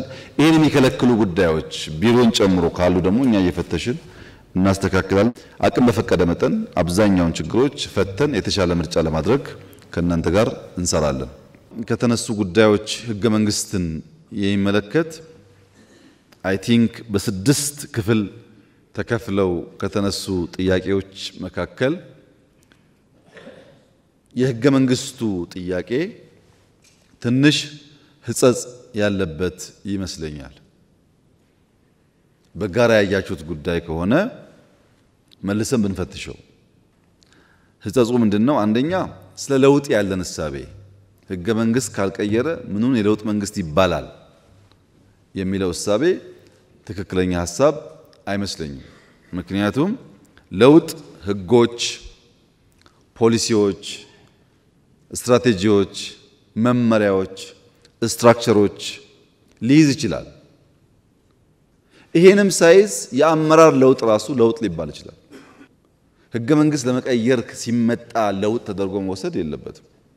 በእርግጥ ብዙ ለውጥ መጥቷል ኢትዮጵያ ውስጥ የሚታይ ነገር ነው። የዛሬው መድረክ ጨምሮ ለውጥ ነው። ግን ህገ መንግስት ካልተለወጠ እንዴት የለውጥ መንግስት ይባላል የሚል ድምዳሜ በዛ ትክክለኛ ሐሳብ አይመስለኝም። ህገ መንግስቱ ይለወጣል አይለወጥም እናየዋለን። ነገር ግን ያን በመለወጥ የለውጥ መንግስት ያን ባለመለወጥ ደግሞ ያልተለወጠ ወይ የማይለወጥ መንግስት አድርጎ መውሰድ ከእሳቤ አንጻር ችግር አለበት ብዬ አስባለሁ። ሁለተኛው ህገ መንግስት መቀየር የመንግስት ስራ ብቻ አድርጎ መውሰድም ችግር አለበት። ይሄ መንግስት በህገ መንግስት የተፈጠረ አንድ አካል ነው። ራሱ ይሄ መንግስት የፈጠረው ህገ መንግስት ነው። በዛ ውስጥ ያለ አንድ አካል ነው እንጂ ህገ መንግስት ፈጣሪ ቀዳጅ አጥፊ አይደለም። ያማ መጥፎ ሐሳብ ነው እኮ አለ። እየመጡ መቅደድ እኮ አላዋጣማል። ይሄ መንግስት በህገ መንግስቱ ጥላ ስር የተፈጠረ አንድ አካል ሲሆን በለውጥ ውስጥም ደግሞ አንድ አክተር ነው። ብቻውን ህገ መንግስት መቅደድ መቀየር የሚችል መንግስት ከሆነ ከትናንትናው ዲፍረንስ የለውም። ያን እኛ አንደግፍም። እኛ የምንፈልገው በውይይት በንግግር በምክክር ልክ እንደ ዛሬው ለምሳሌ በህገ መንግስቱ ላይ 50 ጥያቄ ቢኖር 50 ጉዳይ ቢኖር 50ውን በአራት በአምስት ካታጎሪ ብንከፍለው 10ሩ የግድ ያስፈልገናል። ለለውጥ ለልማት ለአንድነት ኢምፖርታንት ነው። 10ሩን ቀስለን ማየት እንችላለን። 10ሩን ብዛም አይደለም ቢባል ዋናው ኮሩን ካስተካከል የቀረውን ደግሞ ጊዜ እየወሰድን እያረምን መሄድ እንችላለን። ቀዶ መጻፍ ይቻላል። ቀዶ መጻፍ ግን የምናስባት ኢትዮጵያ አይፈጥርልንም። አይተናል እኮ አፍሪካ ውስጥ ብዙ መንግስታት መጥተው ቀይረዋል ህገ መንግስት። ችግር የለውም። ስለማናውቀው አይደለም። ብልጽግና በማጆሪቲ ስለሚመራ 2/3 ድምጽ እያስወሰነ የሆነ ነገር መቀየር ይችላል። እናንተ ሳትወያዩ የእናንተ ሐሳብ ሳይገባበት የተለያየ ማህበረሰብ ሳናሳትፍ ብናደርገው ግን የኢትዮጵያ ህገ መንግስት አይሆንም፣ የኛ ነው የሚሆነው። እሱ ጥሩ አይደለም። እሱ ጥሩ አይደለም። ከናንተ ጋር ሆነን አንድ አካል ሆነን በዋና ዋና ጉዳዮች ወሳኝ ጉዳዮች ህገ መንግስቱ መታረቅ መስተካከል ያለበትን ጉዳይ ለማስተካከል ዝግጁ ነን። እኛም አቋም አለን በሱ። ለዛ ነው ኢንክሉሲቭ ናሽናል ዲያሎግ ያስፈልጋል ያለው። በዛ ውይይት ውስጥ በርካታ ማህበረሰብ የተሳተፈ ነው። ፓርቲዎች የተሳተፉ ነው። ፈራ ተባ የሚሉ ፓርቲዎች እንዳሉ አውቃለሁ። ፈራ ተባ የሚሉ ፓርቲዎች አቋም ስለሌላቸው ዳረጎት እንዳይቀርባቸው ካልሆነ በቀር በየትኛውም መድረክ ገብቶ ይሄ ጉዳይ ትክክል አይደለም ለማለት የሚከለክል ነገር ያለ አይመስለኝም። ተቀይሮ ቢሆን ኖሮ ይሄን አልቀበልም ይሄን እቀበላለሁ እንላለን። አሁን አልተቀየረም። እንወያይ የተባለው ገብታችሁ ሐሳብ ለመስጠት ምን ችግር አለባችሁ? ከሆነ ቦታ የሚላክ ስሙኒ እንዳይቀርባችሁ ካልሆነ በቀር ማለት ነው። ከዚህም እንዳይቀር ፓርቲ ናችሁ፣ ከዛም እንዳይቀር አልገባችሁም። እነዚህ ደግሞ ይታወቃሉ፣ የማይታወቁ አይደሉም። በስም ይታወቃሉ፣ ሪሌሽንሺፓቸውም ይታወቃል። አሁን ግን ለመላው ኢትዮጵያ ሕዝብ እና ለእናንተ ማረጋገጥ የምፈልገው እንደ መንግስት ህገ መንግስቱን እንደ ማንኛውም የኢትዮጵያ ቀደምት መንግስታት ወይም አሁን እንዳሉ እንደ አፍሪካ መንግስታት መቀየር የሚያስችል ስልጣን ወይም መነካካት የሚያስችል ስልጣን አለን። ትክክል ግን አይደለም ብለን እናምናለን። ጊዜ ሰጥተን እንፈትሻለን። እኛ ስላልን ብቻ እኛ ስለፈለግን ብቻ አንቀይርም። ባትወያዩስ ምንም ችግር የለውም። እናንተ ትተን ከተወያየው ጋር እንቀጥላለን። እናንተ አልተወያያችሁም ብለን ስራ የምናቆም እንዳይመስላችሁ። ይህን ማውራው ለጥቂት ፓርቲዎች ነው። ብትወያዩና ሐሳባችሁን ብታራምዱ አንዱ የፖለቲካል መድረክ ስለሆነ ባይቀየር እንኳን ሐሳባችሁ ለሪከርድ ይቀመጥላችኋል። እርግጠኛ ነኝ ከተነሳው ሐሳብ በላይ ሐሳብ የላችሁም። ምንም ጥርጥር የለውም። እሱ ካላችሁ ግቡና እንያችሁ። የተለየ ሐሳብ ካላችሁ ውይይት ውስጥ ገብታችሁ እንያችሁ። ግን አይመስለኝም። ያልተነሳ ጉዳይ የለም። እዛ ቦታ ላይ ብዙ አጀንዳ የተነሳ ነው ያለው። ሐሳብ ያለው የትኛውም ውጭ ያለም ይሁን ውስጥ ያለም ይሁን በረሃ ያለም ይሁን በፈለገው መንገድ አይዲያ አለኝ የሚል ሰው ካለ ክፍት ነው። ያ የተናገርነው ሐሳብ ሁሉ ግን የብልጽግናም ይሁን የእናንተ ይተገበራል ማለት አይደለም። ከዚያ ውስጥ ተለይተው በሚቀርበው ሪኮመንዴሽን ህግን ተከትሎ ማሻሻያዎች ይደረጋሉ። ለመናገርም መብት እንዳለን ሁሉ ለመደመጥ መብት እንዳለን ሁሉ ከተናገርነው ውስጥ አንዳንዱ ጉዳይ ለጊዜው ተቀባይነት ባይኖረውም እንደ ፖለቲካ ትግል አካል አድርገን መቀበል መቻል አለብን እንጂ ካልመለሳችሁም አይቻልም አይባልም። የህገ መንግስቱን ጉዳይ በዚህ ብናይ ለውጥ መንግስት ነው ወይ ለተባለው ግን ምን ጥርጥር አለው? ጌታዬ በጣም የለውጥ መንግስት ነው። ለምሳሌ ፖለቲካ እንመልከት። የዛሬ 8-9 ዓመት የሶማሌ የአፋር ፓርቲዎች መጥተው በኢህአደግ መድረክ ላይ በጉባኤ ላይ እኛ እስከ መቼ ነው አጋር ምን ሆነው እኛ ኢትዮጵያ አይደለንም እንዴ አስገቡን ይላሉ። ኢህአደግ ደግሞ የለም እናንተ ገና ናችሁ ይላቸዋል። ዛሬስ የእንደርታ ፓርቲ ነኝ ሰባ እንደርታ ሲል ለምን እኛ ጋር ተቀላቀልም የሚል መንግስት ነው ያለው። ቶታሊ ይለያያል። ትናንትና የሚገፋ ነው፣ ዛሬ ደግሞ ነው አብረን እንስራ የሚል ነው። ለውጥ ነው ይሄ ራሱ ብልጽግና ለውጥ ነው። አሁን ባይገባችሁም እየቆየ ገባችኋል። እና ፖለቲካሊ የኢትዮጵያን ላንድስኬፕ ቀይረነዋል። አንደኛ ዲሞክራቲክ ኢንስቲትዩሽን ምርጫ ቦርድ፣ ሂውማን ራይት ኮሚሽን የመሳሰሉትን 100% ከመንግስት ገለልተኛ አድርገናቸዋል። 100%። ለምሳሌ በቅርቡ ምርጫ ቦርድ 3 ሰዎች ተጨማሪ ሾሟል። ከፈለጋችሁ ጠይቋቸው። ሰዎቹን የተመረጡ የሃይማኖት አባቶች፣ የሀገር ሽማግሌዎች ነበሩ። መጥተው ሪፖርት አደረጉልኝ። የሆኑ ሰዎች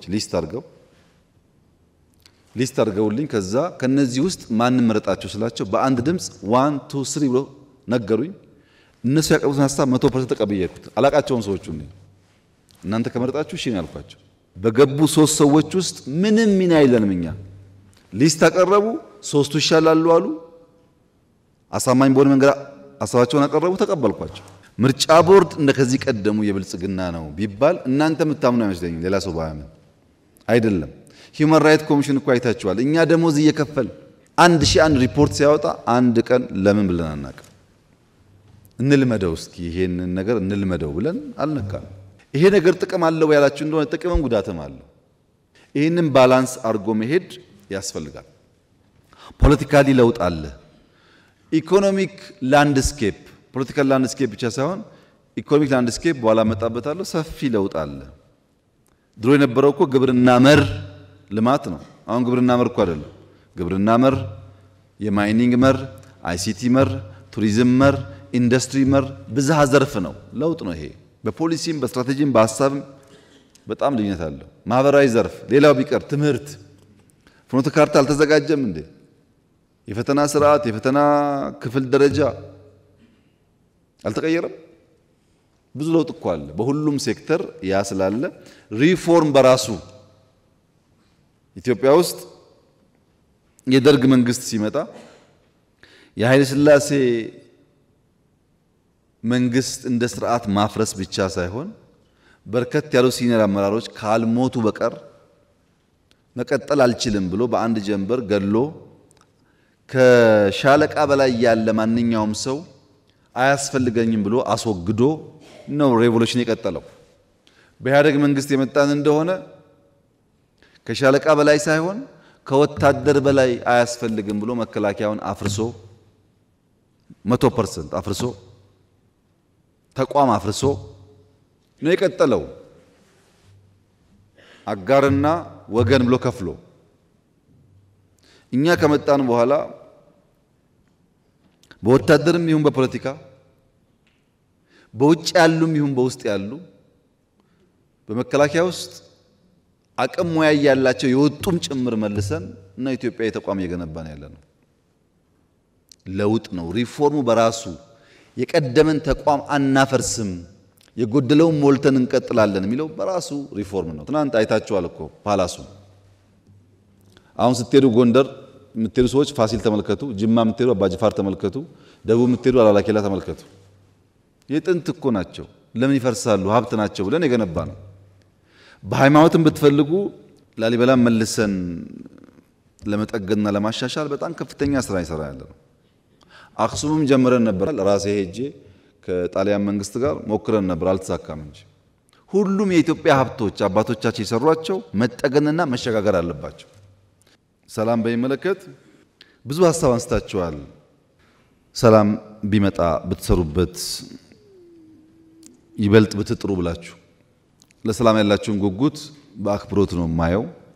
በተለይ ሁላችሁንም ሳይሆን ከልባችሁ ሰላም የምትመኙ እና ኢትዮጵያ ሰላማዊ እንድትሆን የምታስቡትን በአክብሮት ነው የማየው። አንዳንዶቻችሁ ደግሞ ከምትጠይቁኝ ከኔ በላይ አክሰስ ላላችሁ ከኔ በላይ ስለምትወዳጁ ከነሱ ጋር ለምን መክራችሁ አትመልሷቸውም? እኔን ከመጠየቅ እነሱን ተበቃችሁ ብትሉ አይሻላችሁም ወይ የምትባሉም አላችሁ ማለት ነው።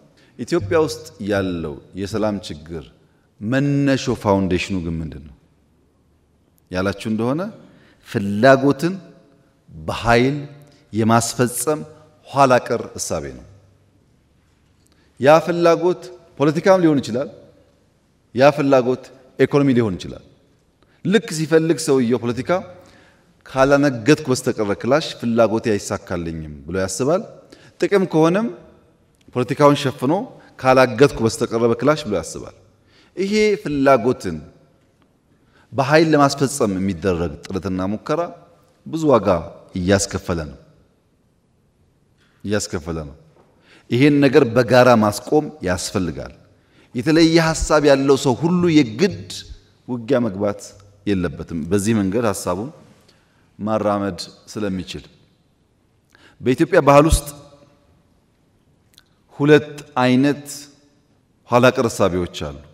ዋና ፋውንዴሽን ፍላጎትን በኃይል ማስፈጸም ነው ካልኳችሁ በኋላ ሁለት ከዚህ ጋር የሚያያዙ ችግሮች አሉ። አንደኛ አልጋው አልጠናም፣ አልጋው ሳይጠና ነቅንቀው የሚባል በሽታ አሁን አይምሰላችሁ፣ የቆየ ነው። አልጋው አልጠናም እነቅንቀው ደግሞ የሚባለው በሀገር ሰው ብቻ አይደለም፣ ከብዙ ሰዎች ጋር ባንዳ እየተኮነ አጼ ዮሐንስ፣ አጼ ምኒልክ፣ አጼ ቴዎድሮስ ታሪካቸውን ብታዩ ይሄ ነው። አልጋ አልጸናም ነቀንቃለሁ እያለ ይቀጠራል፣ ሌላ ቦታ ይቀጠራል። አንዳንዶቹ ሞተዋል፣ አንዳንዶቹ ተቸግረዋል፣ አንዳንዶቹ መከራ አይተዋል። ያም ሆኖ ኢትዮጵያ ተጎድታለች ሲደመር። አሁንም ያለው ገና ናቸው አልጸኑምና አሁን ነው መነቅነቅ ጊዜው አሁን ነው በሚል ለብዙ ሀገራት የተቀጠሩ ወንድሞቻችን አሉ።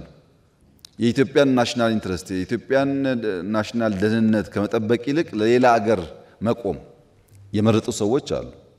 ለምን አልጋው አልጸናምና አሁን ነው የምንነቀንቀው ብለው። ሁለተኛው ደግሞ የፖለቲካ ንግድ ነው፣ መብት ሽፋን ነው። ለምሳሌ የኦሮሞ መብት አልተከበረም ብሎ ክላሽ ይይዛል። ግን ኦሮሞ ያግታል፣ ኦሮሞ ይዘርፋል፣ ኦሮሞ ይገላል። ያ ሽፋን ነው። ዋናው ፍላጎት ጥቅም ነው፣ ንግድ ነው፣ ዘረፋ ነው። የታጋይ ዘራፊ ማለት ነው። ሽፍታ ድሮም ነበር።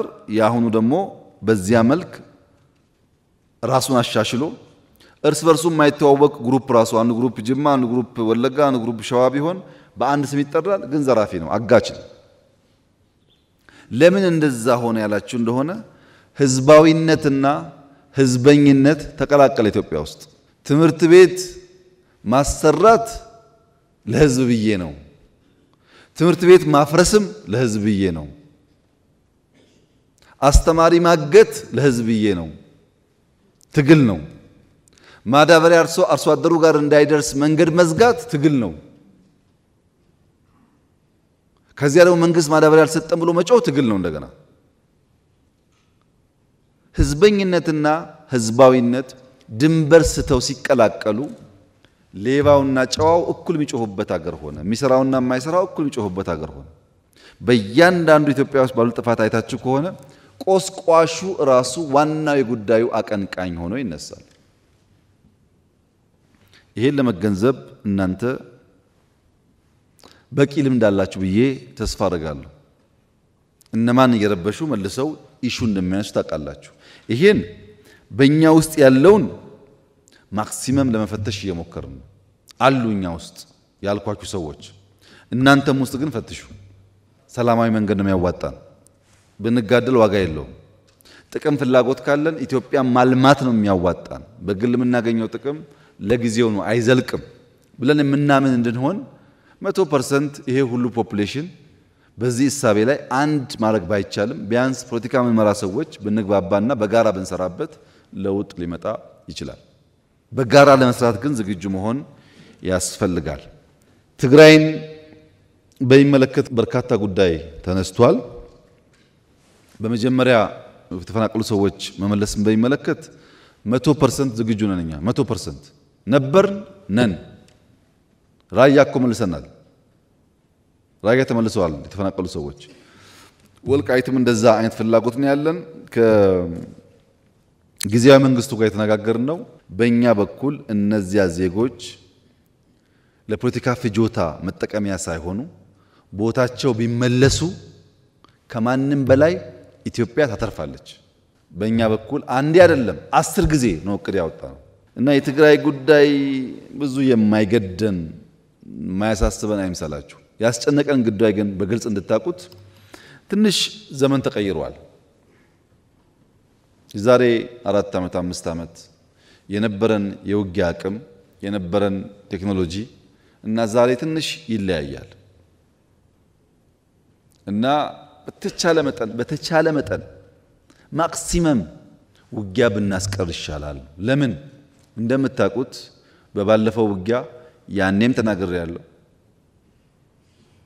ከትግራይ ወጣቶች ከትግራይ እናቶች በላይ የተጎዳ ሰው የለም እና የሚያስገድሉ ሰዎች ይፎክራሉ። እንደምታውቁት አስገዳዮች ይፎክራሉ። ሟቾች ግን ጉዳዩን ሳያውቁ ይጠፋሉ። ያ እንዳይፈጠር ነው ማክሲመም ትግስት ምናደርገው ማክሲመም እንጂ ትግራይ ውስጥ ሊመጣ የሚገባው ልማት ሊሰራ የሚገባው ስራ በበቂ ተሰርቶ አናምንም እኛ እንጂ የሚደረጉ ሙከራዎች አንኮንስቲቱሽናል ልምምዶች እንዳሉ ስለማናቅ አይደለም። በደንብ ነው የምናየው። እውነት ለመናገር በሎ ኢንፎርስመንት ኤጀንሲስ በጣም ከፍተኛ አቅም ኢትዮጵያ እየገነባች ነው። እኛ ያን የምንገነባው እንዳያችሁት ዓለም አስጊ ስለሆነ ነው። ሰርቫይቫል አደገኛ እየሆነ ስለመጣ ነው። ይህንን መመንዘር ላይ ግን 10 ጊዜ ማሰብ ያስፈልጋል። ኢኮኖሚ በሚመለከት በጣም ብዙ ጥሩ ሀሳብ ተነስቷል። እነሱን እንዳለ እናያቸዋለን። ግን እናንተ መገንዘብ ያለባችሁ ያልተገደበ ህልም በተገደበ ሲዝን ነው ያለን። ህልማችን ትልቅ ነው፣ ሲዝኑ ግን ትንሽ ነው። ለዚህ ነው ቀን ማታ ምናምን ሩጫ ያለው። ባልተገደበ ህልም ውስጥ የተገደበ ጊዜ ሲኖር በጣም መልፋት ይፈልጋል። እኛ ጋር ደግሞ ያለው ችግር ምንድነው? ስንዴ ያስፈልጋል ብለን ስንወያይ እንግባባለን። ኮሪደር ያስፈልጋል እንግባባለን። ለኢትዮጵያ ህዝብ ብንናገር ችግር የለም። ሁሉም ሰው መለወጥ ይፈልጋል። ለለውጥ ዋጋ መክፈል ግን አይፈልግም። ስንዴ እንስራ ይስማማና ስራው ራሱ ግን ፈታኝ ነው። እንደምታውቁት ማረሱ ማዳበሪያው ችግር ነው። መከራው ሲመጣበት ደግሞ ይሸሻል። ያን ቆሻሻ ከተማ የማይጠላ አንድ ሰው የለም እዚህ ውስጥ። አንድ ሰው ማን ቆሻሻ ይወዳል? መለወጡን ይፈልጋል። ሲለወጥ ያለውን አድካሚ ጉዞ ግን ሰው አይፈልግም። ይሄ ሰው ባህሪ ነው። እኛም ጋር እናንተም ጋር ሁሉም ሰው ጋር አለ። ከተማ ይጽዳ ካልክ ፈተና የግድ ነው። እርሻ ካልክ ፈተና የግድ ነው።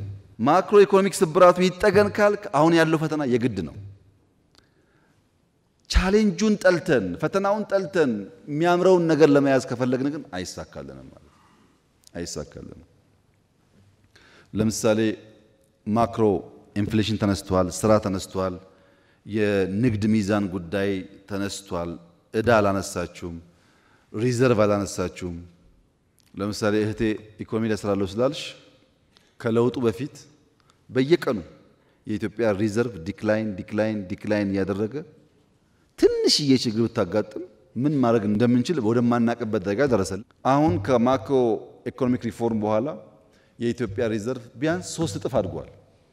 ምን ማለት ነው ይሄ? ነገ አንድ ነገር ቢያጋጥመን ለተራዘመ ጊዜ የሚያቆይ ጉዳይ አለ ማለት ነው። የማናቃቸው ፈተናዎች ከመጡ እንደ ሀገር ሰርቫይቭ ማድረግ አለብን። ሪዘርቭ ያስፈልገናል። አሁን ያለ ሪዘርቭ በኢትዮጵያ ታሪክ ኖሮን አያውቅም። እኔ ከመጣሁበት ቢያንስ 3 እጥፍ ሪዘርቭ አድጓል። አንዱ ምን ፈልገው ይሄንን ነው። ሁለተኛ ኤክስፖርት፣ ባለፈውም ተናግሬዋለሁ። የኢትዮጵያ ኤክስፖርት ከ8 ቢሊዮን ያልፋል በዚህ ዓመት። ሌሎቻችሁ ምን ያክል እንደምታዩት አላውቅም። አሁን ላንቺ ነው የምናገረው። እንደምታውቂው የኢትዮጵያ ኤክስፖርት 4 ቢሊዮን መድረስ መከራው ነበር። 8 ቢሊዮን የሚሉን አቅለን ማየት የለብንም። እውነት ለመናገር በየቀኑ ተሰርቶ የመጣ ውጤት ነው። እቅዱ 5.5 ነው፣ ያሳካነው ከ8 በላይ ነው። ይሄ ትልቅ ሰክሰስ ነው። እዳ ታውቃላችሁ የዚህ ነገር እዳም እንደነበረ አሁን 13% ደርሷል።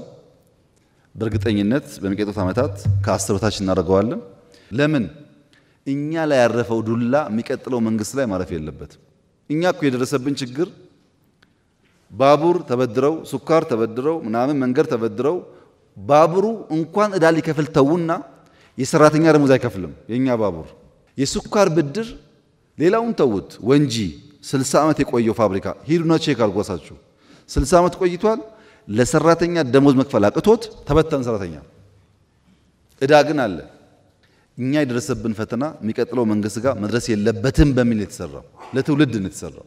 ይሄ ለእናንተም ሊያኮራችሁ የሚገባ ጉዳይ ነው። ንግድ ሚዛን ላይ በጣም እየጠበበ ነው። አሁን ዘንድሮ 8 ያሳካ ነው። በሚቀጥለው ፈጣሪ ያግዞን እናንተም በርተታችሁ 10 ምናምን ከገባን የኢትዮጵያ ዋናው ችግር አንደኛ ነዳጅ ነው 5 ቢሊዮን ገደማ፣ ሁለተኛው ማዳበሪያ ነው 1.5 ገደማ፣ ሶስተኛው ከባድ ነገር እዳ መክፈል ነው 2 ቢሊዮን ዶላር ገደማ። 8 አለ ማለት እነዚህ ሴኪዩር ሆኑ ማለት ነው። ይሄን ነው ማክሮ ያመጣው። የፖለቲካ ምህዳር ብቻ ሳይሆን የኢኮኖሚ ምህዳር አስፍተን ፕራይቬት ሴክተር እሳቸው እንዳሉት ሳይሆን ፕራይቬት ሴክተር በጣም ኢንክሬጅ አድርገን ከዚህ ቀደም ኢንዱስትሪያል ፓርክ መንግስት ነበር የሚሰራው። አሁን የግለሰብ ኢንዱስትሪያል ፓርኮች ኢትዮጵያ ውስጥ አሉ። ሆኖ አያውቅም። ይሄ እንዲህ አይነት አሰራር ግለሰቦች እንደምናስበው አይደለም። ለምሳሌ የሲሚንቶ ምርት በብዙ ፐርሰንት አድጓል በዚህ ዓመት ሰምታችሁ ይሆናል። ማንም ያመርተው ግለሰብ እኮ ነው። እና ግለሰቦች ብዙ ሀብታሞች የተፈጠሩ ነው። እነዚህ ሀብታሞች ብቻቸውን እንዳይወነጨፉና የተለየ ድጋፍ የሚያገኙ እንዳይሆኑ ጥንቃቄ አድርገን እንምራው እንኳን ቢባል ነው የሚሻለው እንጂ ፕራይቬት ሴክተሩ በጣም ሰፊ እድል ነው ያገኘው። ኢምፕሎይመንት በዚህ ዓመት ቢያንስ 4.5 ሚሊዮን ሰው ስራ ይዛል። ውጭ ሀገር ሌላውን ተውት፣ የሀገር ውስጥ ስለምትጠራጠሩ የውጭ ሀገር ስራ ስምሪት እኮ ግማሽ ሚሊዮን ሰው ልከናል። የተመዘገበ ደሞዙ የሚታወቅ ማን ቤት እንዳለ የመንግስትም ነግራችሁ ግማሽ ሚሊዮን ወጣቶች ሰልጥነው ውጭ ሀገር ስራ ይዘዋል። 60 ሺህ ገደማ ወጣቶች እዚህ ሆነው ሪሞት ጆብ ለተለያየ ኩባንያ ይሰራሉ። እዚህ ሆነው ድሮ አልነበረም። በቂ ነው ወይ? አይደለም። ዓለም ላይ ያለ ኬዎስ ነው። እኛ ውስጥ ያ ችግር አለ። እንዴት እንፍታው ነው እንጂ ብንመጻደቅበት ዋጋ የለውም ነገርየው። ኢንፍሌሽን አምናና ዘንድሮ ቢያንስ በግማሽ ቀንሷል ኢትዮጵያ ውስጥ ቢያንስ በግማሽ። ኢንፍሌሽን ላይ የተከተለው ምንድነው?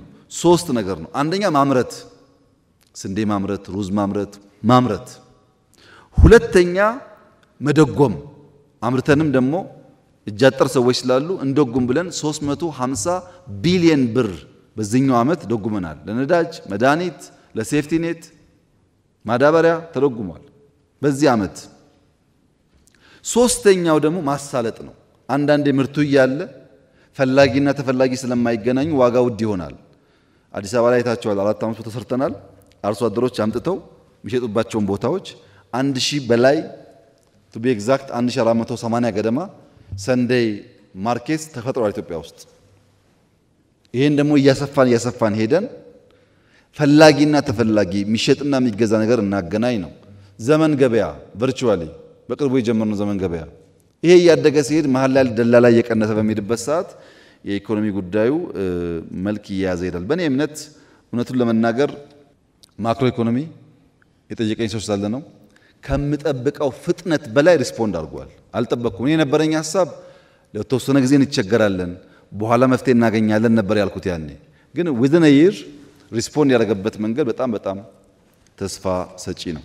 ካፒታል ማርኬት፣ ዲጂታል ማርኬት ጋር የተነሳው ጉዳይ እንዳለ ነው የምወስደው። የእህቴን ሌብነት በሚመለከት ብዙ አልሰራችሁም ላለችው እህቴ በሁለት መንገድ ብናየው ጥሩ ነው።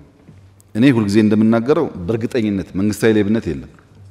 ይሄን ማው ለፖለቲካ ነው ከልቤ ነው የምናገረው። መንግስታዊ ሌብነት የለም። ነገር ግን ሌብነት እንደምታውቂው ውስብስብ ነገር ነው። ግለሰቦች በምን ደረጃ እንደሚያጭበረብሩ ድረት ነፍቶ መናገር አይቻልም። እኔ ሁልጊዜ የምናገረው በማህበር ተወያይተን በቃ አሁን ወርቅ 3 ኩንታል ነው አንዷን እንደብቅ አንልም። እንደዛ የለም። እንደ መንግስት የለም አልኩ እንጂ እንደ ሀገር በግለሰብ ደረጃ ሌብነት የለም አላልኩም። አንድ ሁለተኛ እሱንም ባላንስ አድርጎ ማየት ያስፈልጋል። በተለይ ታች ዝቅ እያልን ስንሄድ ለመታወቂያ ለሆነ ለቅጣት ለግብር እየተባለ ስለበዛብን ነው መሶብ ያልነው እኮ። ግለሰቡ ጋር ዲል ማድረግ ስለማንችል ሲስተም እንስራ።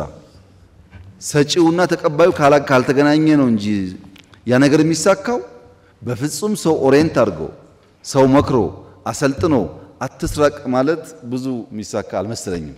ለእናንተም ስትመጡ መንግስት ስትሆን ያስቸግራቸዋል። መፍትሄው ሲስተም ነው። አሁን መሶብ ተሰርቷል በየቦታው ሐዋሳ ላይ፣ አርባ ምንጭ ላይ፣ ጅማ ላይ፣ ባህር ዳር ላይ እናስፋፋዋለን ጀምረናል። መሬት ለምሳሌ እዚህ አዲስ አበባ ዙሪያ እስከ አዳማ ድረስ ኦልሞስት ፉሊ ኦቶሜትድ ተደርጓል እኮ። ድሮ በጂኦስፓሻል ማድረግ አይቻልም፣ አሁን ሆኗል። ያለ መፍታት መፍትሄው ሲስተም ነው። ሲስተም ጀምረናል። ያን እየፈታን እንሄዳለን። ሀብታም ኢንቨስተር በሚመለከት የኢትዮጵያ ቦታ መሸጥ የተባለው የኢትዮጵያ ሕገ መንግስት መሬት መሸጥ መለወጥ አይፈቅድም። ለውጭም ይሁን ለውስጥ አይፈቀድም። ከየት እንደመጣ ሐሳቡ አልገባኝ። እኛ የፈቀድነው በሪል ስቴት በሊዝ ቤት መግዛት እንዲቻል ነው። ይሄ ደግሞ ብዙ ካፒታል ስለሚያመጣ ነው። ጥሩ አየር አለን፣ ጥሩ ሀገር አለን፣ ኑና እኛ ጋር ኢንቨስት አድርጉ መባሉ ብዙ ጉዳት ያለው ነገር አይደለም። ግን ለውጭም ይሁን ለውስጥ ሰው መሬት አይሸጥም፣ አይለወጥም። አሁን ባለው ሕግ አትሊስት ወደፊት አላቅም። ቤት ግዙ ነው ያልነው። ቤት ማለት ጣራና ግድግዳ ግዙ ነው ያልነው። ይሄ መጥፎ ነገር አይመስለኝም እና እንዴት እንዳያችሁት ባላቅም ጠቃሚ ነገር ነው። ንግድ ላይ ኢንቨስትመንት ላይ አፕሮቻችን ግን መርጠን ነው ሄድ ሃንት የምናደርገው።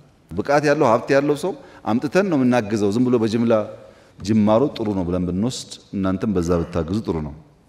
ትምህርት በሚመለከት፣ ሴቶች በሚመለከት፣ ስልጠና በሚመለከት ብዙ ስራ የተሰራ ያለው ጊዜ ሲኖራችሁ ራሱ የትምህርት ሚኒስቴር ሊያስረዳችሁ ይችላል። በሪፎርሙ በትምህርት ቤት ግንባታው በተለይ ኤርሊ ቻይልድ ኤጁኬሽን ተብሎ ከ30 ሺህ በላይ መዋዕለ ሕጻናት ተገንብቷል። ሰፊ ስራ ነው የሚሰራው። ግን ይሄ ኢንቨስትመንት ኦቨርናይት ውጤት የሚያመጣ አይደለም።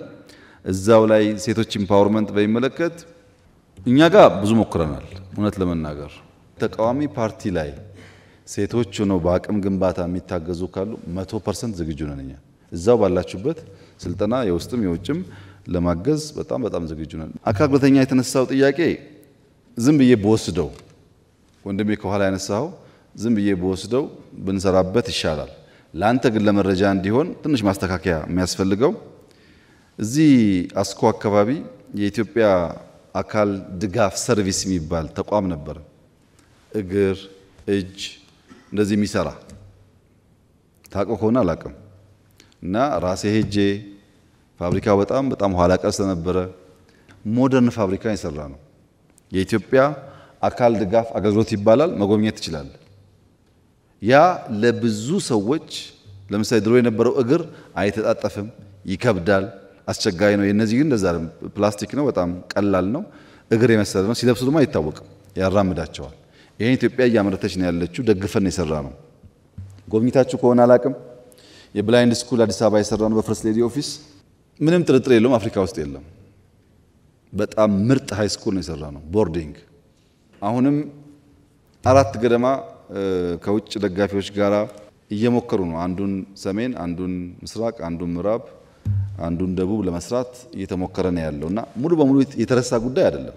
ግን አንተ ባልከው ልክ ስላልሆነ እንፈትሻለን። እኛ በስልጣኑም በሌላውም አሉን የተወሰኑ ሰዎች አሉን።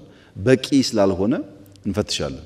በሴቶች ልክም ባይሆን ማሳተፍ አለብን። ቁጥሩ እንዳልከው ቀላል ስላልሆነ ዲፕሎማሲ በሚመለከትና ቀይ ባህር በሚመለከት የኛ አቋም ለኤርትራም ለጅቡቲም ለሶማሊያም የሚጠቅመው ሰላማዊ ኢትዮጵያ ካለች የለማች ኢትዮጵያ ካለች ነው።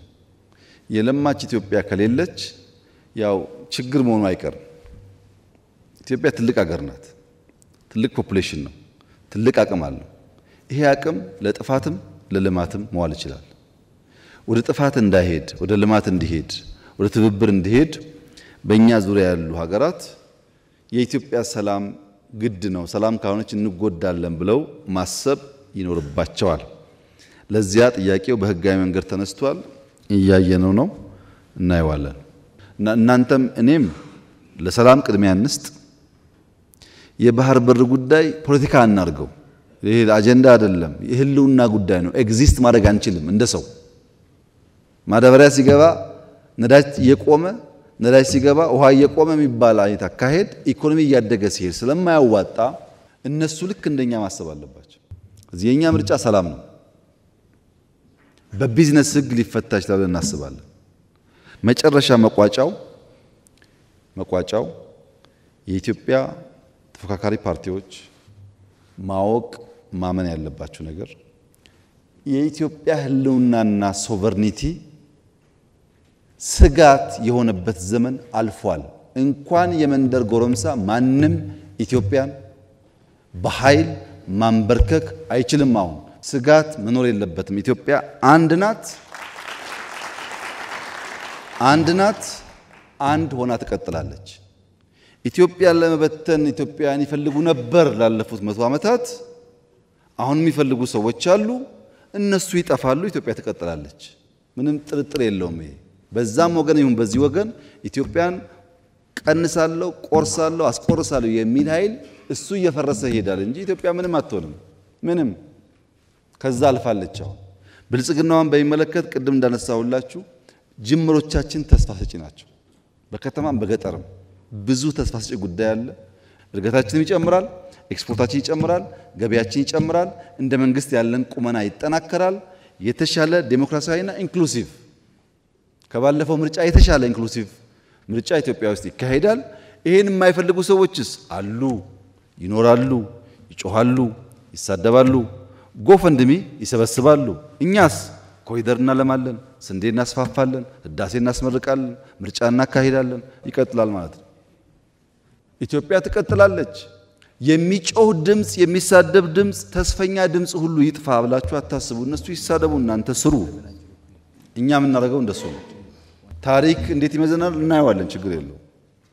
መስራት የሚፈልጉ ብቃት ያላቸው ሰዎች ከእናንተም ውስጥ እንዲበዙ ነው የምንፈልገው። በስተው ተባብረን ኢትዮጵያን እናጽና እናልማ።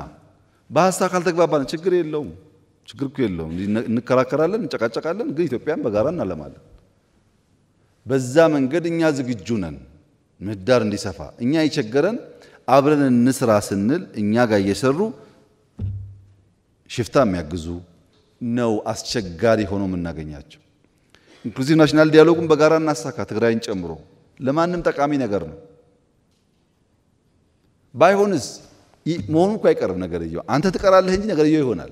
ከምትቀር ሐሳብህን አስደምጠህ ከምትናገረው 10 2 3 እንኳን ተቀባይነት ካገኘ ድል ነው ማለት ነው። በዚያ መንፈስ ሁሉም ሰው በንግግሩ ይሳተፍ።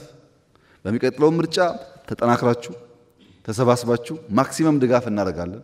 አብረን በሰላማዊ መንገድ እንታገላለን። አሁን ደግሜ ማረጋግጥላችሁ ነገር ባለፈው ብያችኋለሁ። አብላጫ ሲት በፓርላማ ካገኙ እመኑኝ 97 ኢትዮጵያ ውስጥ አይደገምም። አመስግነን ሰተንም እንሄደውኛ አይደገምም እሱ። እናንተ ግን አሁን ባላችሁበት ሁኔታ ያን ነገር ማሳካት ስለሚያስቸግር ሰብሰብ ማለትን እመኑ። 10ም አገኙ 20ም አገኙ እኛ ካሸነፍን አብረናችሁ እንሰራለን። ካሸነፋችሁ እንሰጣችኋለን። በምን? በሰላማዊ ምርጫ። ወይ ተሸነፋችሁ አብሮ ለመስራት ተዘጋጁ፣ ወይ አሸነፋችሁ በሰላም ለመቀበል ተዘጋጁ። ከዚህ ውጭ ያለው ምርጫ ብዙ አያዋጣም። ኢትዮጵያ አሁን በሽፍታ በክላሽ በምናምን አልፈናል። ከዛ 100 ዓመት ቢታገል ማንም ሰው በክላሽ አያሸንፈንም። 100 ዓመት ጥቅም የለውም። ከመጡስ እንቀበላለን። ለምን? ለኢትዮጵያ ሰላም ሲባል። ቤኒሻንጉል ተቀብለናል፣ ታውቃላችሁ። አፋር ተቀብለናል። አልመጣም ካለስ በጋራ ሆነን እኛ በህግ እንታገል። እዛም እዚህም አንቁም። የሚያዋጣው በጋራ ሆነን ኢትዮጵያን ብናበለጽግ ነው። ይሄን ካልኳችሁ ከሰጣችሁን ኢንፑቶች አቶ አደን ብዙውን ፖይንት ይዟል። በመንግስት ደረጃ የሚታዩትን አብዛኛው ሚኒስትሮች ከየትኛውም ፓርቲ ቢሆኑ ይዘዋል። በየዞኖቻችሁ ያሉትን ችግሮች ከክልል አመራሮች ጋር እነጋገራለን። ማክሲመም ለመፍታት እንሞክራለን። የጎደለ ደግሞ ካለ በሚቀጥለው ስንገናኝ ተወያይተን እንፈታለን። በዚሁ መንፈስ ቀጣዩ ምርጫም የተሳካ እንዲሆን ኢትዮጵያ ብልጽግና የተሳካ እንዲሆን በጋራ እንድንሰራ አደራላችሁ ፈልጋለሁ። ይቅናችሁ።